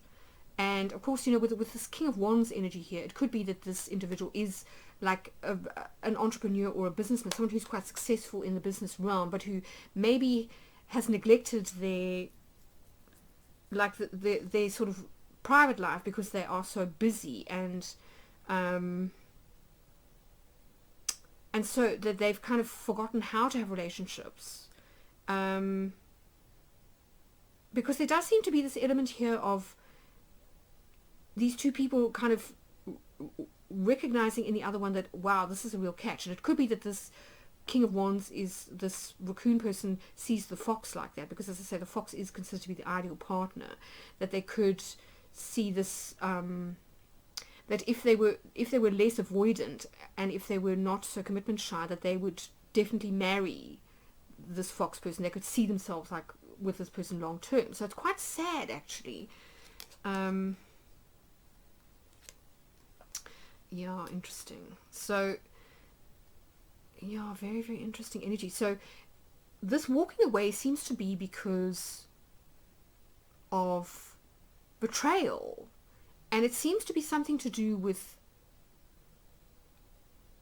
I mean, it's interesting, in the Lenormand we get 2 cards each for the male and the female, and you get a younger energy and you get an older energy. This, I think, is the, I can't remember now if it's the younger woman or the older woman, but there's certainly an energy here of potentially an older woman who's very attractive here, because the bouquet is very, very often, it can be about a gift as well, but it's often about physical beauty, or like some kind of overture, you know, possibly made by the sort of like a male or a masculine type of energy. And there does seem to be some element here of betrayal, or sort of like a situation that's very convoluted. So it could be a third party type of vibe going on here, and this is why, you know, the raccoon person is non-committal, because maybe they've got options, and or they're still hung up about somebody from their past. And this may also be why the fox person is hesitant to get involved, because this could be a rebound type of situation, or timing may be off. So let's find out more through some, first of all, some message cards from the Hermit Tarot, from each person, because that will often tell us a little bit more. It's interesting, this one fell out. Love is the answer. I'm going to put it back. This is quite an intriguing reading. I don't think I've had quite a, I mean, it's a bit like a soap opera, this. I mean, it does seem as though the raccoon person does need to, as I say, perhaps level up and reconsider their attitude towards commitment versus liberty. You know, you can't have both things, you know, and expect the other party to sort of be committed to you. It's a bit of a double standard, really, to expect your partner to be monogamous or faithful while you sort of go around kind of sleeping around, you know, or sort of like having hookups with other people. That just isn't, then to me, you shouldn't really be in a long-term relationship. You just are not ready for that kind of commitment. But I suppose some people like to try and have their cake and eat it. And it might be, as I say, because they are a wheeler dealer in their business life and they are used to sort of negotiating terms that suit them. So sometimes this can spill over and we can tend to sort of like think that we can do the same thing in our love life, not always realizing that it's not terribly respectful to the other party, who may have different needs or expectations.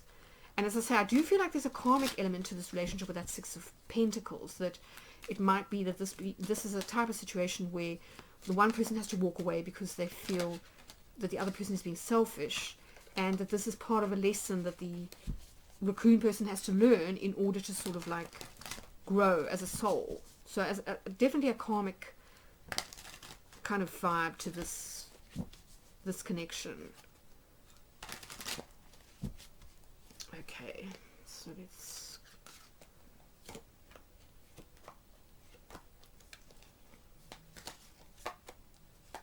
oops. Okay, let's see. Interesting. Bottom of the deck, we've got the Ace of Wands, which is very mercurial. It's quite magician type of energy, but also it's, you know, the wand is sort of quite phallic, isn't it?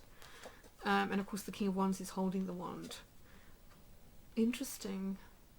So look at this. So wrongful advice. I left because you told me to, and I want to start a family with you. This is what I'm feeling, is that this person's got is quite ambivalent. So it could be that they are part of a group of kind of guys that are laddish, you know, so gave this person the wrong advice on how to sort of go about the situation. As I said, I also think that you do get a lot of these young men now who go to these YouTube channels and things like that and get really terrible advice from these older men who are sort of like not actually in a position to sort of be giving good relationship advice, who are actually quite like damaged or sort of like misinformed individuals, and who are not actually doing these younger guys any favors. So definitely got wrong advice. I left because you told me to. So yes, clearly there was this implosion of the situation before, where maybe the fox person like had to say, listen, this, you know, like, I'm sorry, but you haven't been honest with me, so please go away and rethink things. But then there's also this energy that we're getting here with the ring of, I want to start a family with you. So definitely seeing potential in the fox as a long-term partnership, but maybe not skilled enough, not having the skills, the relationship skills needed to actually form a committed partnership at this time. Interesting. You have so many choices and options. I can't even look at you right now. You hurt me, but that's okay, I guess. Yes. So this I think is the summation of this particular relationship. So this person is very angry and feels very hurt. And it is because it does look to me as though the King of Wands raccoon type of person is playing the field. They have options, that there does seem to be a third party, at least one other party energy in the situation, and yes, the fox person is not really convinced. You have so many options. It's kind of like, yeah, you're not really relationship material at this point. So, I mean, it's interesting that this energy has kind of come through. I mean, let's get some advice from the wisdom of the oracle. That might tell us a little bit more. I do think it's a kind of a karmic situation, as I say, some kind of karmic lesson.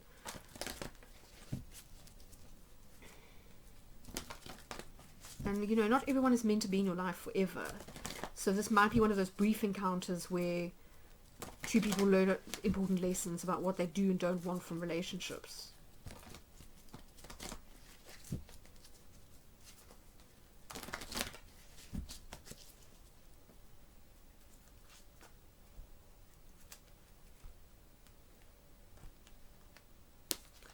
Okay, so the advice for the interesting, and look at the images of a fox that is kind of peering up with a telescope at the moon. So the observer is 49, which breaks down to 6, I think. 4 plus 9, no, 13, so 4. And then we get message in a bottle for the other person. So that's a 15, which breaks down to a 6. Interesting. So I kind of feel as though this is one of those situations that maybe went unresolved, that there were some regrets maybe about how things were handled in the past, and maybe this is one of those things where people need closure. And I think the advice here for the raccoon person is to kind of take a step back and to observe your own behavior and imagine like how you would feel if you were on the receiving end of it. That maybe there's a need to take a step back from relationships and spend some time on, you know, on your own in order to get clearer about what you want and how your behavior maybe is not helping your situation, not helping you get what you want. And then with the message in a bottle, this could be somebody who's waiting for maybe an apology from the raccoon person, or just an explanation as to what they were thinking. You know, maybe they, as I said, they did kind of rush in and said some stuff that they didn't think through, and then changed their mind and left again. That could also be this 8 of Cups, which could leave the other person feeling very betrayed. It's like, don't make a promise unless you mean it type of thing. Yeah, so this could be one of the situations, as I say, where somebody needs to get closure, or to sort of resolve something, to sort of leave things on a better note. And that be maybe why we've got the 6 of Pentacles here, that it may be a case of like rebalancing the situation, or kind of putting things right that were sort of, you know, with one party who was quite wronged here. Really interesting energy. I don't think I've ever had a reading like this. I'm going to pull a trinket now for each of these cards, just to get a little bit more information. Okay, 2. Oh wow, a lot have come out.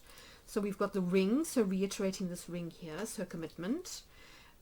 The sort of symbol for the masculine, so Mars. So I do feel like this person is a bit impetuous and impulsive, and they do tend to think maybe with their wand rather than their heads.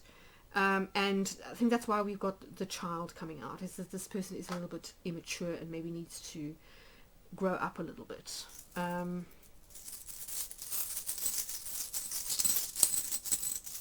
To consider how their actions affect other people.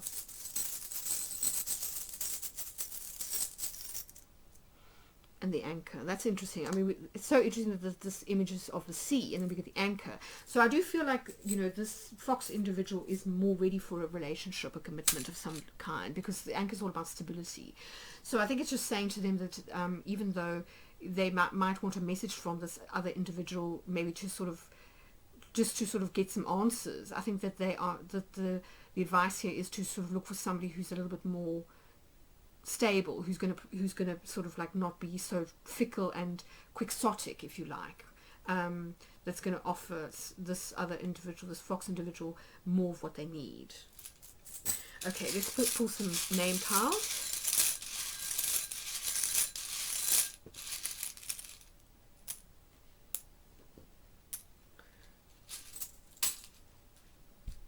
Okay, so we've got an I, we've got an A, we've got an E, we've got an M, so the name May might be significant.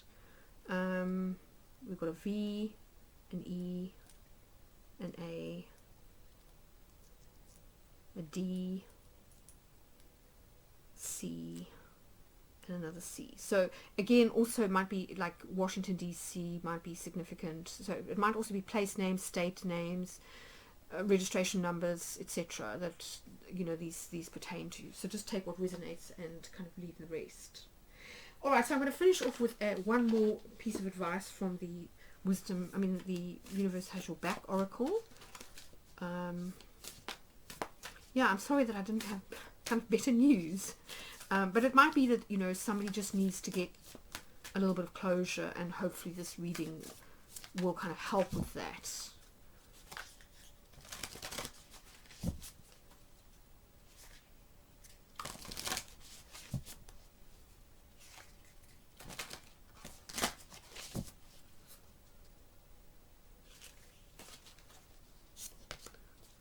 Interesting. So energy flows where my intention goes.